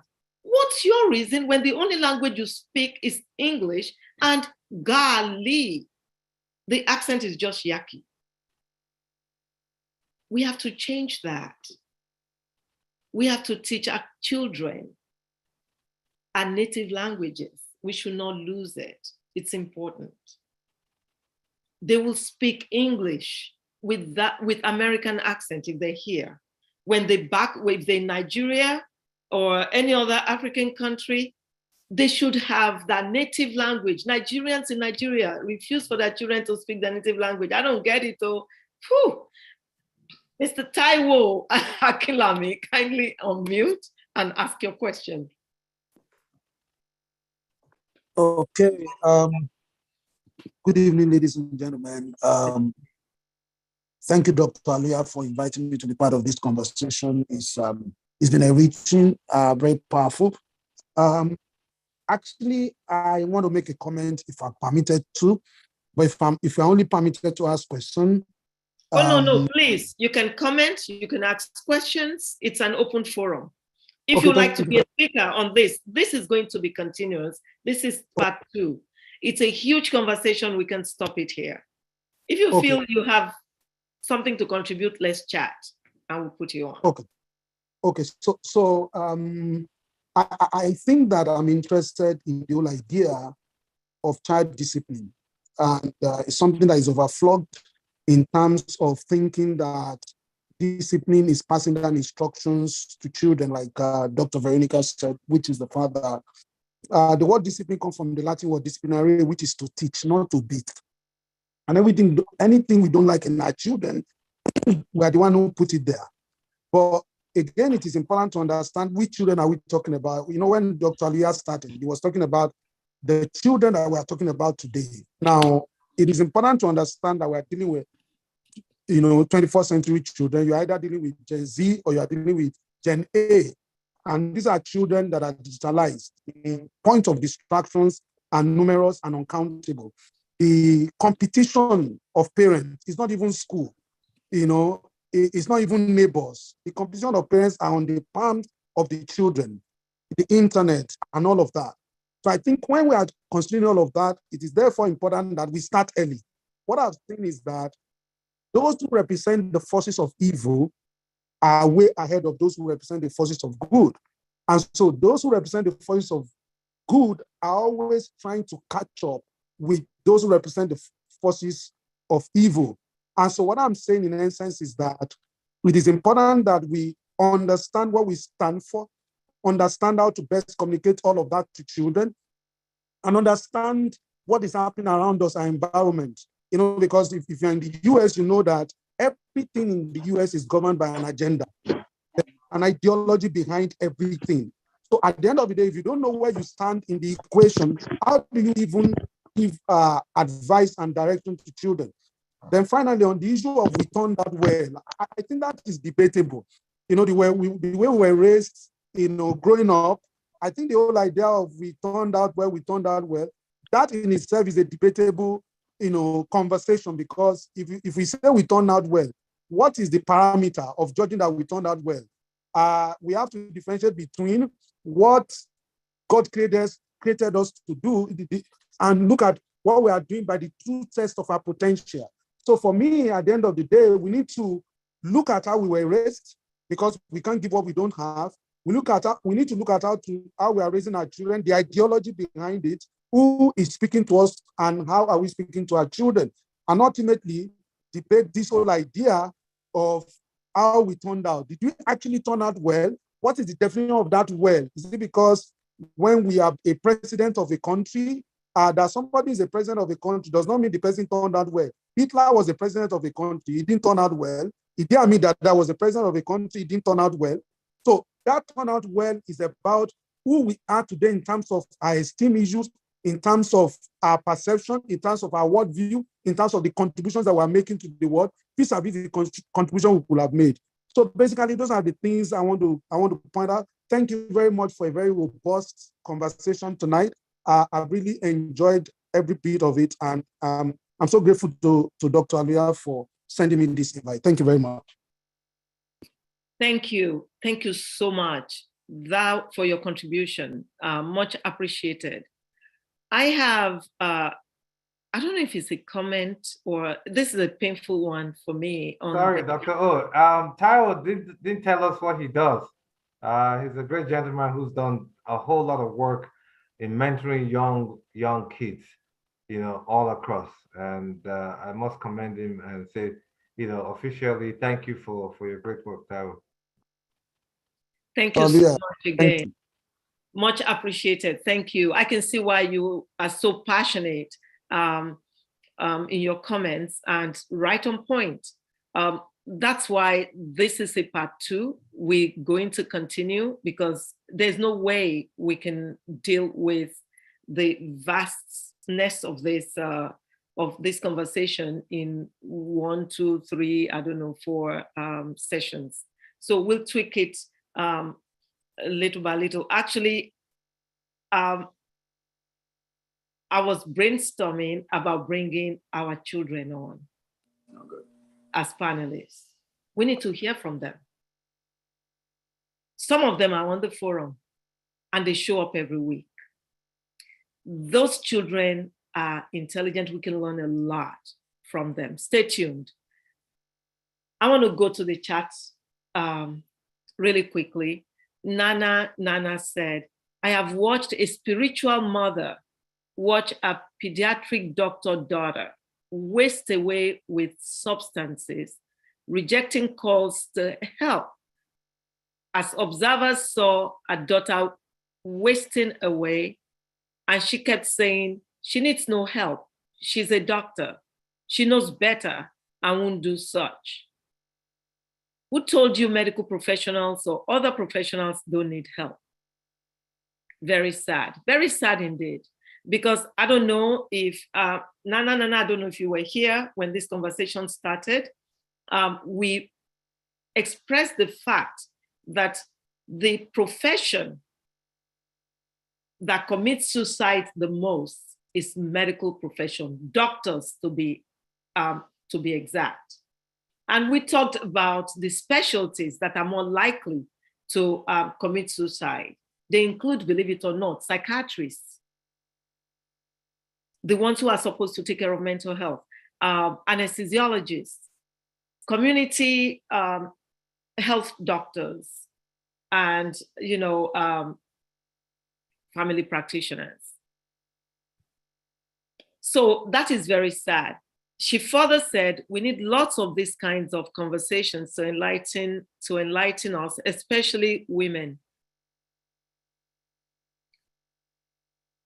Especially women, that it is okay to own up and ask for help before it is too late. Thank you. That's why we're here. I've shared some about me, about how my children called me to caution and told me that I need to reach out, and I did.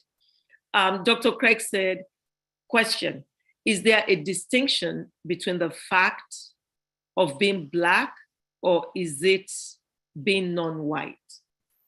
So who wants to take that question amongst our panelists? And please, short answers so that we can address all the questions.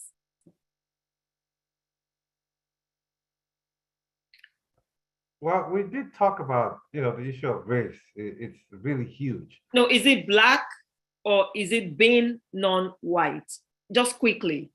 Well, because I want to bring Pastor Onigbinde back really quick. Right, it's Black and non-white. That's the reference, and that's what's going on. And I'll put it out there to everybody right now. And I alluded to this earlier on, that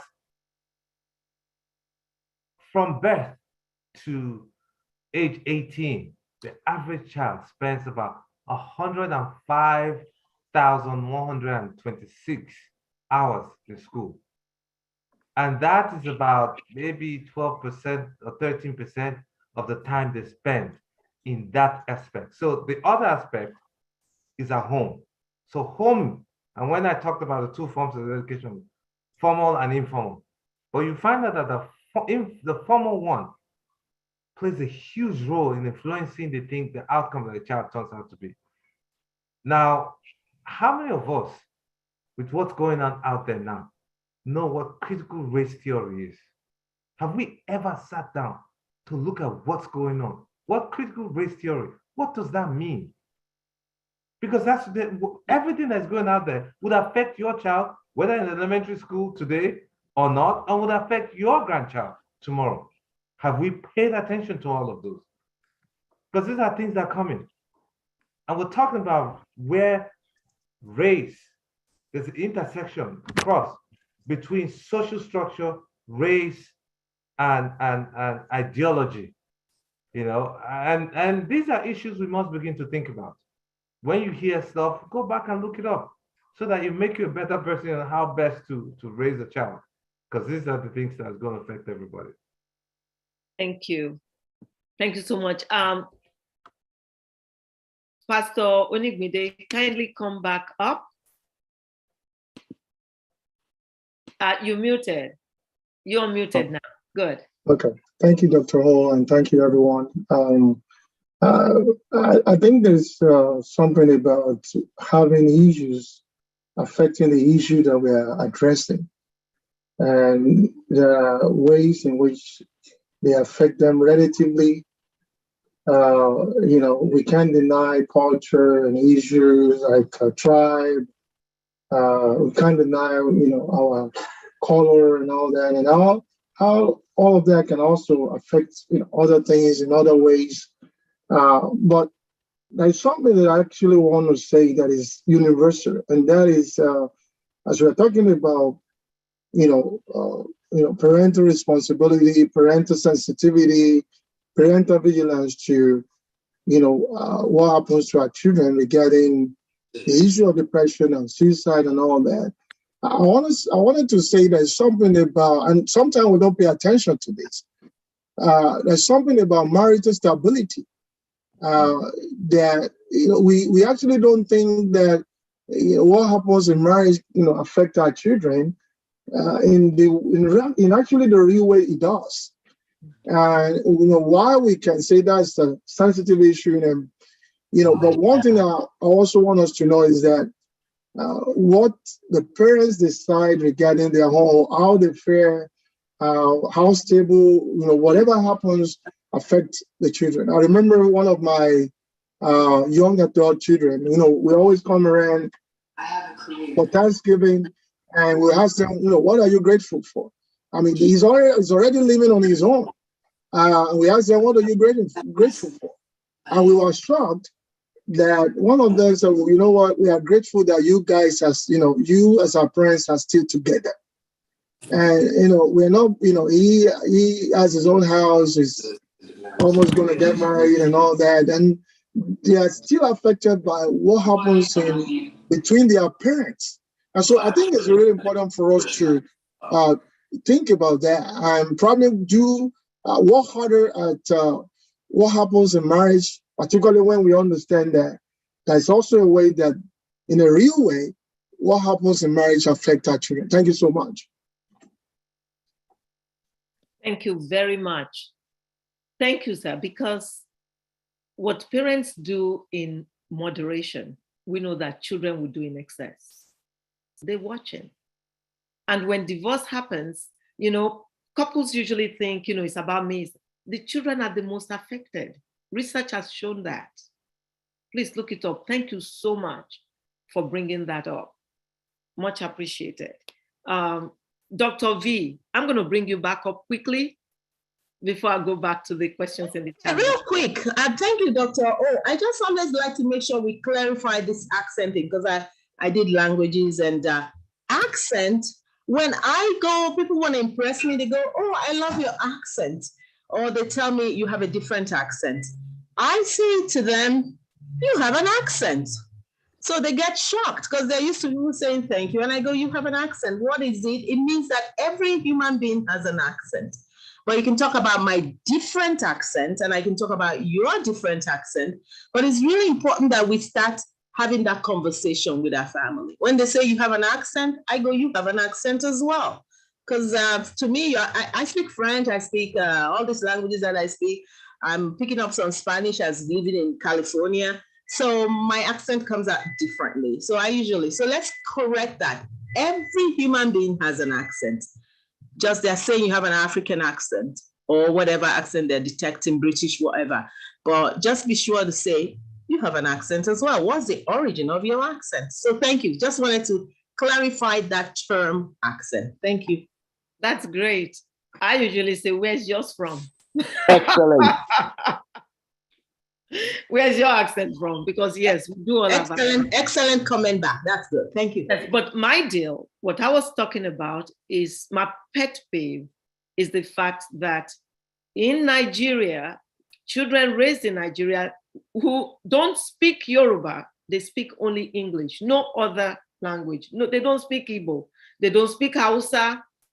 They speak, no, Hausas are not that affected.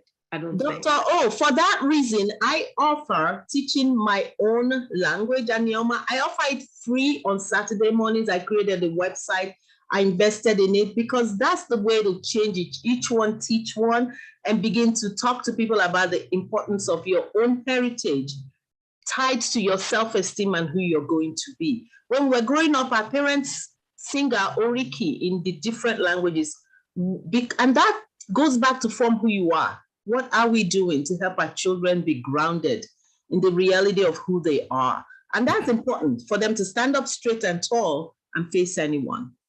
So thank you. Thank you so much for doing that. That's one of the hats you wear again. You do so much for our communities, and I appreciate you a lot. Many of us appreciate you. Thank you for doing that.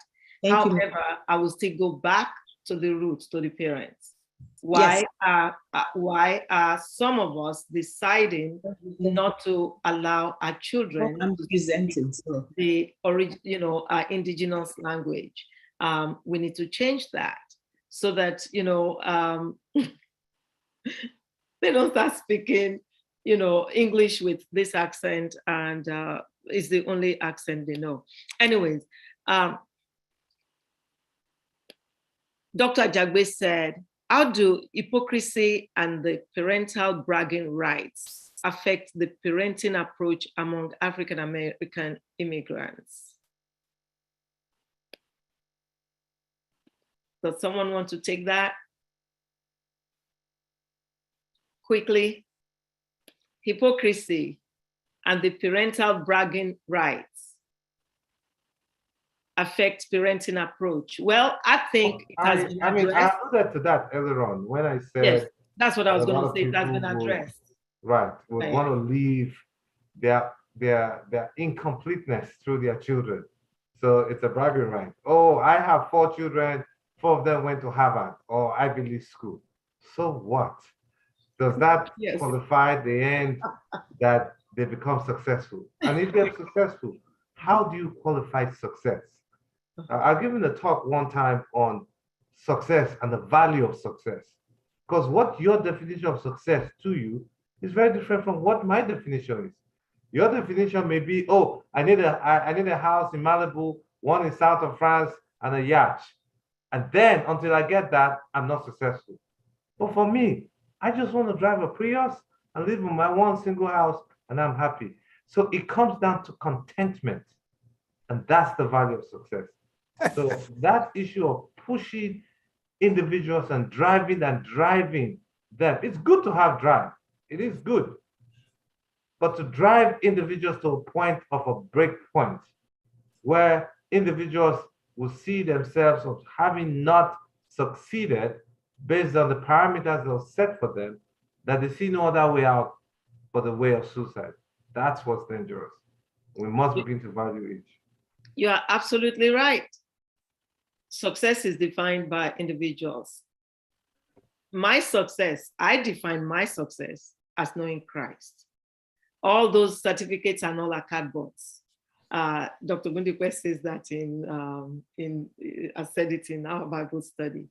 And I believe it to the core that success for me is knowing Jesus. Dr. Craig? Yes. While you're commenting or asking your question, take care of those ones in the platform. I'm trying to in the chat box too, please. Okay.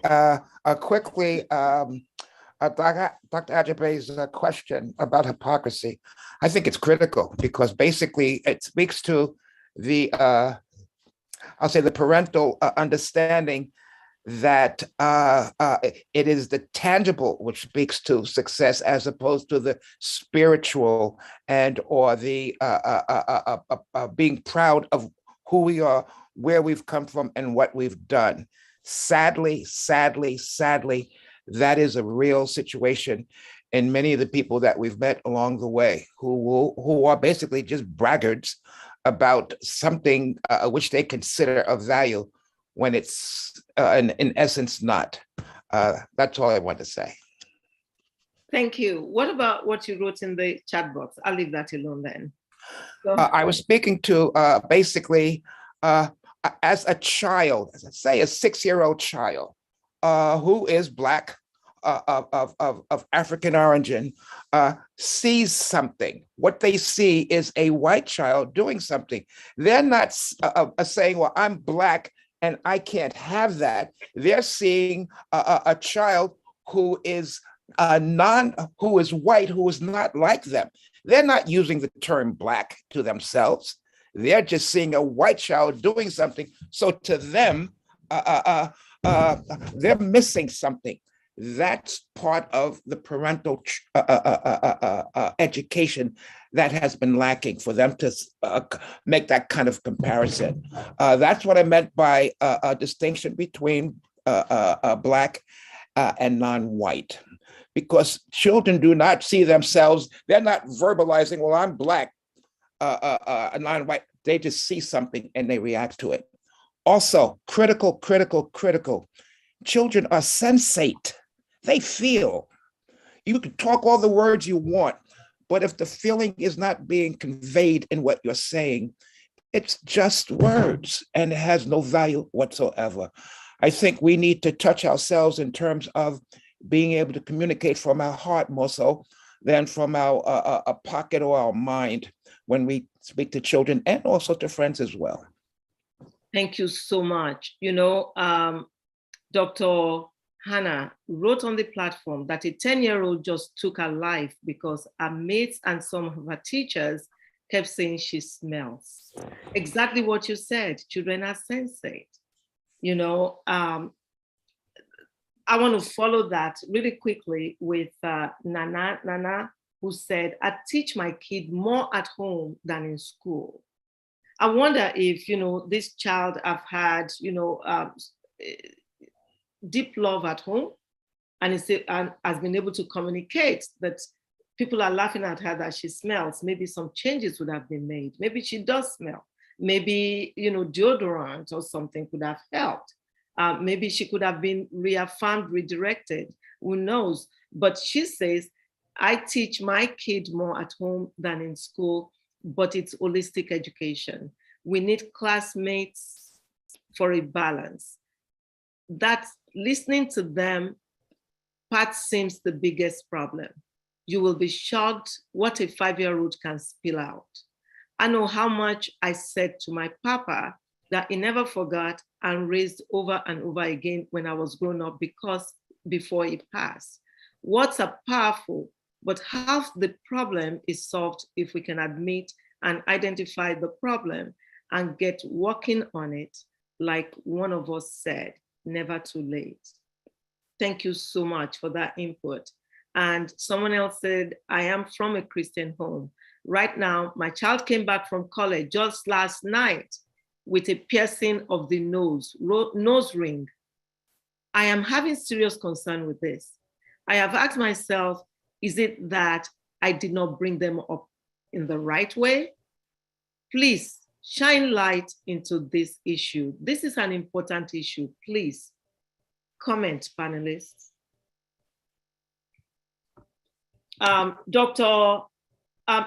Pastor Fawole, what is your take on this? Your child is home with nose ring. Well, we know that our children are living in a different world. I would say, don't blame yourself that you did not train up your child, because the Word of God says when we train them in this way, even when they grow up, they will not depart from it. The Bible does not say that they will not explore the world, but it said they will not depart from it. So I would take it as exploring the world, and I'm going to pray with that child.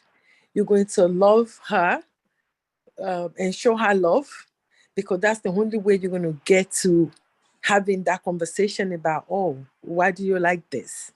I mean, it's okay to let her know you didn't like it, but what is it that she wants that? What is that doing for her? What is the, is it because her friends are doing it? Is it because, so you can kind of get to the root of the why of that behavior. And if you can get to the why of the behavior, then we can begin to find the solution.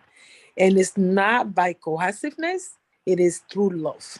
It is through love, it is through encouragement, and for them to know that, regardless, you still love them. And then we're going to pray. We're going to pray that Holy Spirit will minister to her to let her know that, for you to be an example of Christ. And that comes to my reason before when I was talking about purposeful parenting. if we, you have done your part by training the child, and we can only do our part. And I think also remembering that our children, they do not belong to us. Maybe that will make this easier for us. They belong to God, especially when you have given them to God, especially when you have trained them in the way of the Lord. Then leave them with God and let God do what only He can do in their lives. We got to trust God with our children because they belong to Him in the first place. So, God bless you. Thank you so much. And I totally agree. However, when piercings and stuff happen, it's somebody trying to get attention sometimes. Mm-hmm. So getting to the root of it, like Pastor Fawole said, doing it in love is very important. There are usually maybe deeper reasons for that. Dr. William has a comment on that. The comment concerning the piercing. We as parents, we're always parents. My oldest child is 55 years old. I am always still bringing forth to her that she's beautiful. We need to in some way communicate and always continue to communicate that our children are beautiful. The piercing represents a skin deep kind of a thing. Our beauty is much deeper. And as long as we can educate in a way that they can understand it and not using lofty words, whatever, but for her to put the piercing in, and it happens, of course, there is something which says, well, this now makes me beautiful. No, you are already beautiful. You did not need anything to address you or the earrings or all of the adulterants that we put on our face. Yes, it's beautiful to watch, but all of it is sometimes not necessary because it takes on an illusion. And we cannot allow our children to live in illusion. We must bring them down to earth and let them be real. Amen. Thank you so much. Amen to that. Thanks for that comment. Sister Wumi Kamsen said she always tells her children that she does not have an accent, that they do. And I agree with you, sis. They do. They laugh at me also every now and then that I said something some way, and I quickly redirect them. So Mr. Tier said he knows people born in Warri who don't speak Ishekiri. The onus is on the parents.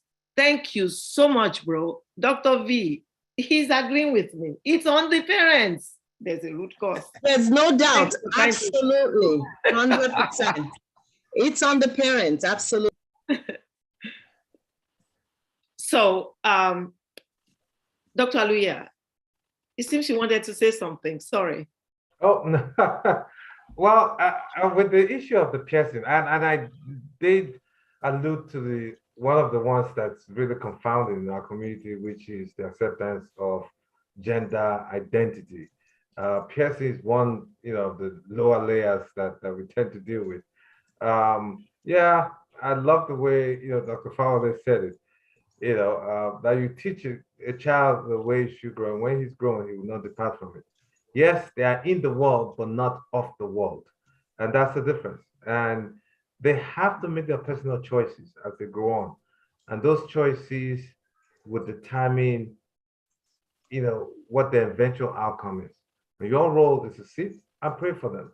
And when we use the word pray, and I'm very insistent when I say this often enough, because on this platform, we have people who are Christians, people who are Muslims, and people who are, non-church goers. But one of the things that binds each and every one of us is the spirit that God has put in each and every one of us. And at any point in time, we need to understand that you may come to Christ or you may find salvation at one time, but somebody else may not yet find that salvation. And it's a personal choice. And often enough, that choice may not really be yours. I mean, look at the story of Paul in the Bible. Until Christ arrested him, or God arrested him, he was like nobody else. But he didn't choose the time where he got arrested. God determines that. And we must begin to sit down and realize that, look, as we are parents, you may fast and pray and go to church 5, 6, 7 times a day. But guess what? Your children may not want to do that because at this point in time, their head is in something else. It's a personal choice. The choice to go to heaven, it's a personal choice.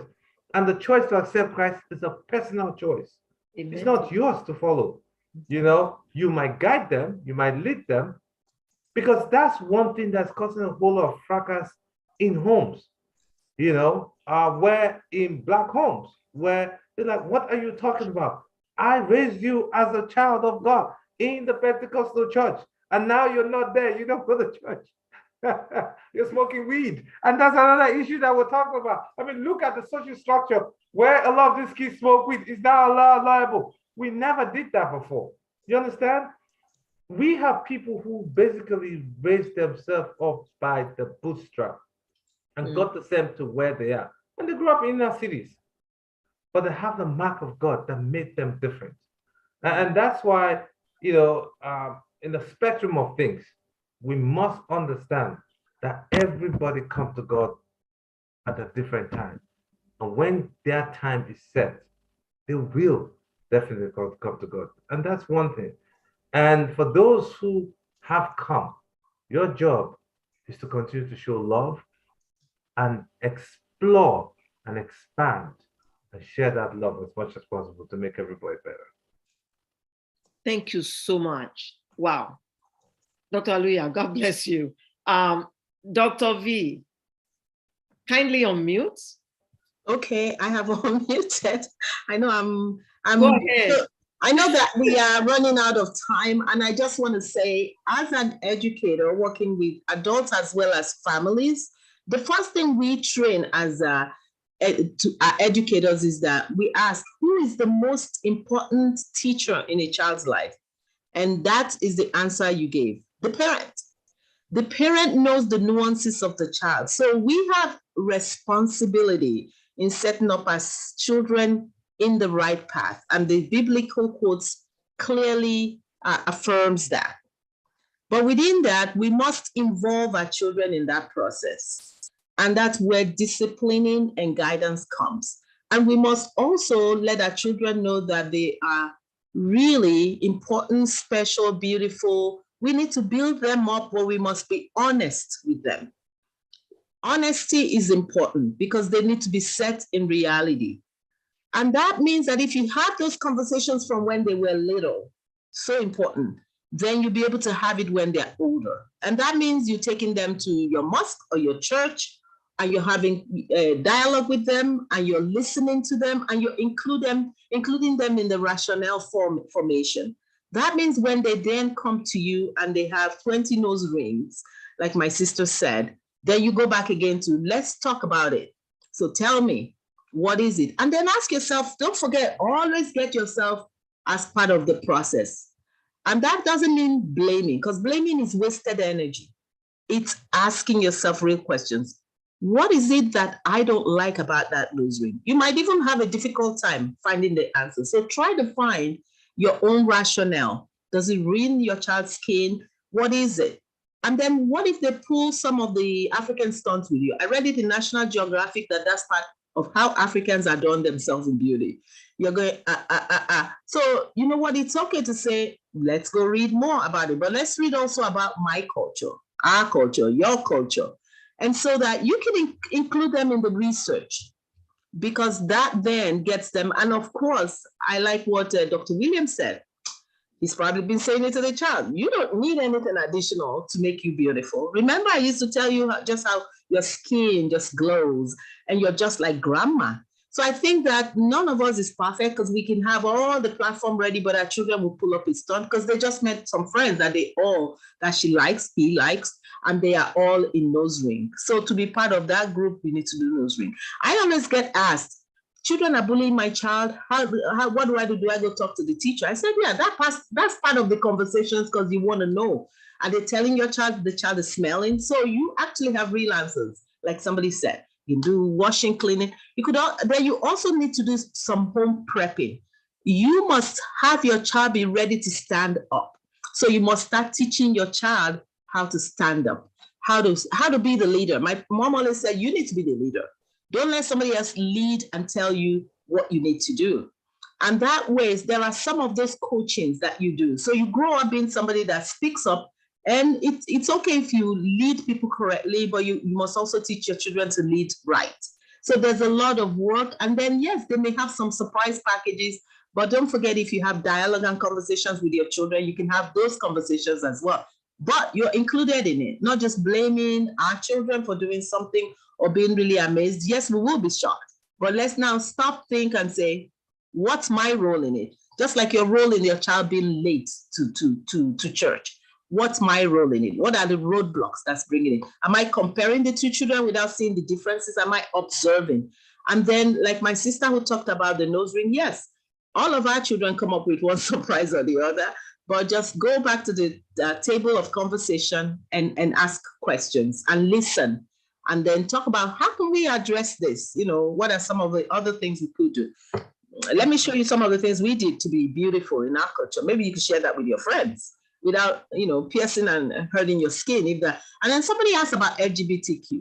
We are all praying that our children be what we aspire as best. But we're going to, most likely when a new culture, be surprised. But what we must do is not get our children to the point where they want to kill themselves and hate themselves. We must have that open mind, because we've gone. Every day I'm Catholic, I go to church, I've taught you. How did we end up with you being LGBTQ? So we must still love our child, have candid conversation, and find out what are the pros, cons, what is it that, because at the point when they do what they do, we still want to remember they are children, they're special, we love them. They need to hear that as well. And then find out how you start this new journey. But please, condemning them means that they can go to the extreme suicidal, or they could find other people that become their guide, and you are shut out of the conversation. And that's not the best for the future of your child. But have those conversations, include support groups. In fact, LGBTQ, for example, has a lot of resources where parents can get included. Don't get lost out of it. Get included, ask for resources for LGBTQ families and how my child got this way, and try to understand, but don't lock yourself out and tell them you're going to take them to Africa and do juju for them. It does not work, because LGBTQ is real in Africa now. And so on and so forth. It is real. And while we are looking at traditionally how families turn, but the reality is that there's a percentage of families who are going to experience that. How do you deal with it? Find out how other families have dealt with it, but get involved. Don't close out. Don't be ashamed of your child, because that's the worst thing you can do to yourself. Going to sleep at night will be hard for you. So don't shut yourself out. Get involved in the solution. Thank you, Dr. O. Thank you so much. Pastor Fawole, I saw you moving. Did you want to contribute something? No, I actually think that, I think that Dr. Veronica really nailed it. It is a new world. And I've known some families, African families, that have these issues. It's very real in their homes. I know a family with twin daughters, and one of the daughters came home from college and said, I am no longer a girl. And this is tearing the whole family apart. Husband and wife, because they don't agree, and now it's just a war. So it is a new world that we all need to approach prayerfully and logically, and and not just to be naive about it. But what do you say to a mother when she came crying and about this and that, with that particular issue? You still have to love the children. They belong to God. And I think understanding that fact, that we are custodians of these children, we are stewards of these children. They do not belong to us. God owns them. We need to remember that and then give them to God. You know, when we say we believe in God, we really have to believe. Those are situations that really ask us, do I really believe what I said I believe? And when we truly believe, you know, we give them to God, because we have children not because we do whatever we did. We have children because God decided to bless us with children. Amen. And he decided to make us custodian of these children, the steward, the role model for these children, to be his image to them. And that's who we are. And that image is what we need to show them. And God is love. And we still have to show them that love, embrace them, let them know that, yes, God still loves you with everything, whatever we think. Because we might, you know, we're looking at you like they're doing something wrong, but who is really perfect? You know, we all have our own, but we can all go to God and God can fix everything that we cannot fix. And embracing them, I think, is a big deal, and really supporting them whatever way we can while we're going, you know, depending on God, because God wants us to depend on him for whatever. We have no power of our own. We got to believe in God. We got to trust him to do what only he can do. We can only do our part. So, my sister, I want to encourage you, stay firm, and just trust God, and, you know, praise God. When we don't know what to do, we praise God. Yes. When you don't have any word for prayer, you kneel down, no words is coming out, praise him. And then watch what God will do, because it's God. God bless you. Amen. Thank you so very much. Sister Bella said, this is true, Dr. Aluya. It is a personal choice. You will be amazed that most children that rebel are sometimes from very strong Christian homes. And she's alluding to the fact that it is a choice. It's a personal choice to choose heaven or hell. It is. Dr. William is waiting for your book, Dr. Veronica. I told him that he's the first to be in line, and I'll have him write the foreword as well. Because I always listen to Dr. William. His thoughts are always so deep, and it resonates with me all the time. So when he said, I'm like, yeah, I feel the same way as you. But yes, you write the foreword, Dr. William Craig. Fantastic. So this brings us to our Medical Mondays moment. And this moment, I want to talk about someone I missed so much on the platform tonight, Honorable Gustav. Unfortunately, he could not be with us tonight. And you can see how I was going on the chat box and, you know, looking, you know, making sure that I didn't miss anyone. We miss him. He says hello to everybody, I'm sure, that, you know, he misses us too. And it's okay. There's nothing wrong with him. He just could not make it tonight. So next week, we're going to continue this conversation. We will stay tuned to the invite. You would see what the topic would be. Now, I encourage you, if something is heavy on your mind, because we have our minds where we're looking to go next week, but the subject we're discussing is wide, and we're going to tweak it little by little. We went a little bit over today. Next week, we'll do better by, you know, having, you know, shorter intros and, you know, hit your questions hard, quickly, and fast. We'll do our best so that we will continue to get more and more out of these sessions and in good time. So if you have any areas that you want us to address, don't fail to email or text me, and we will work towards, you know, addressing those issues and tackling those topics. So 1 minute each for each of our presenters to round up. Dr. Aluya, I'm coming to you last. So I'm going to start with Dr. V. All right, so thank you again for the platform. Let's just remember that this is a journey. So it's not a race, it's a journey, and its journey means you plan, you prepare, you go on it, you get off, you go use the bathroom, la la la. So it's a process.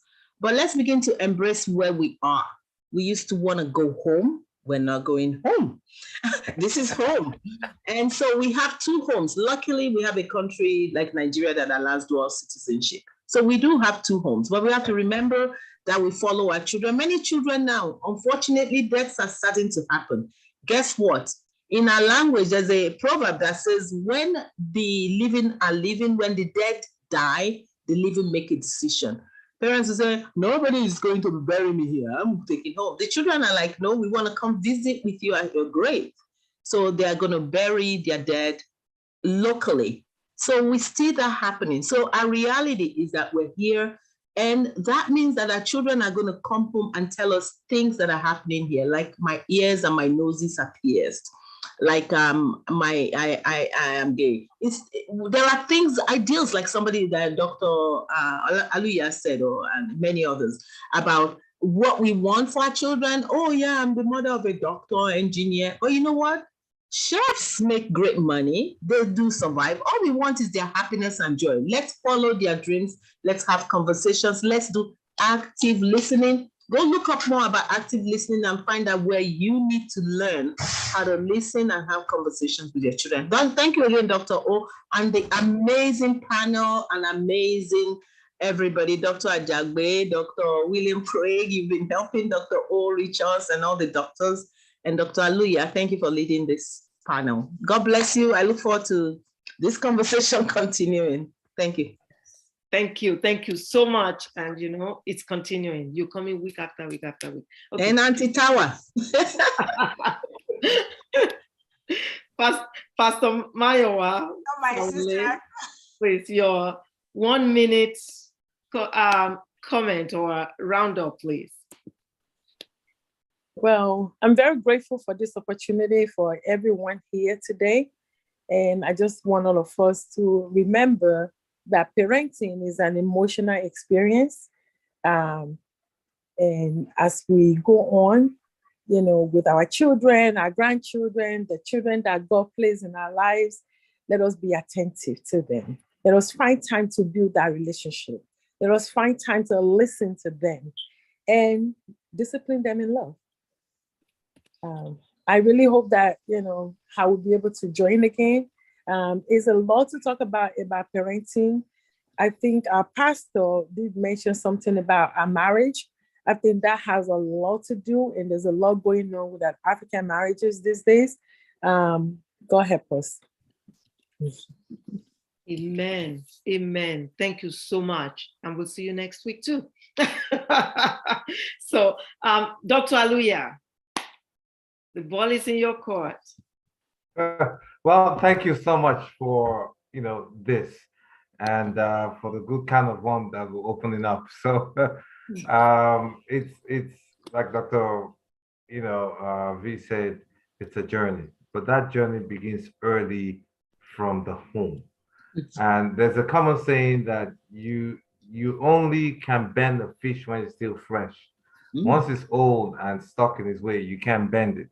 So the earlier you begin to instill those instructions to those children and point them in the direction they go, they will not forget from it. As we do that, we must begin to stabilize our homes. But even before stabilizing home, you must stabilize your inner consciousness as well. Be true to yourself as a parent. You know, what are the things that really matter? And as a parent, you have to constantly reinvent yourself so you become relevant in the child's life as well. Because if you don't reinvent yourself and you get stuck in the old ways and things are moving ahead, then you become obsolete to them. And children see these things easily and they want a person who they can relate with. But guess what? If you don't know, seek those who know and point your children in the direction they must begin to reach out to, so that you can also help create mentors for your children. Because we need multiple mentors at any point in time. And we must begin to identify those who can be mentors in our children's lives and all through as they grow up. And we'll also know that as we stand as mentors for our children, we should also be mentors for others as well. Because as we must move more as a unit And that unit is who we represent and the people we represent. Because each and every one of them out there doing what they do will also represent you today or they represent you tomorrow. So let's raise our community, let's raise our homes, let's raise our families. God bless.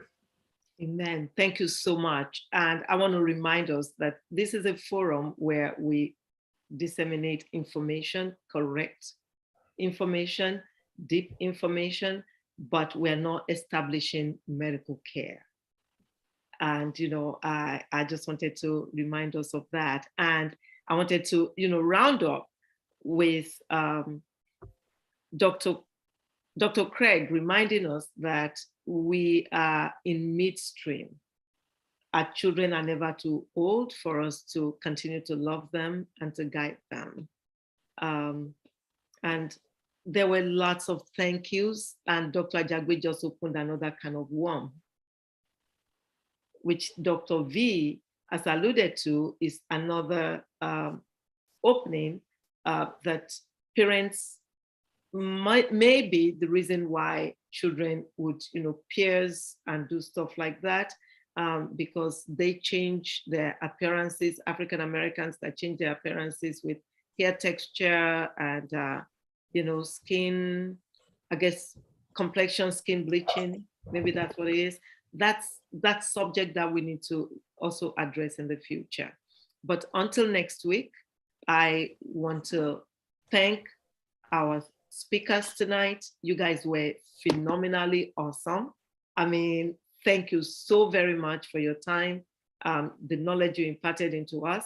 And I pray that until next week, the Lord will keep us safe to come back again and to enjoy each other again. Good night.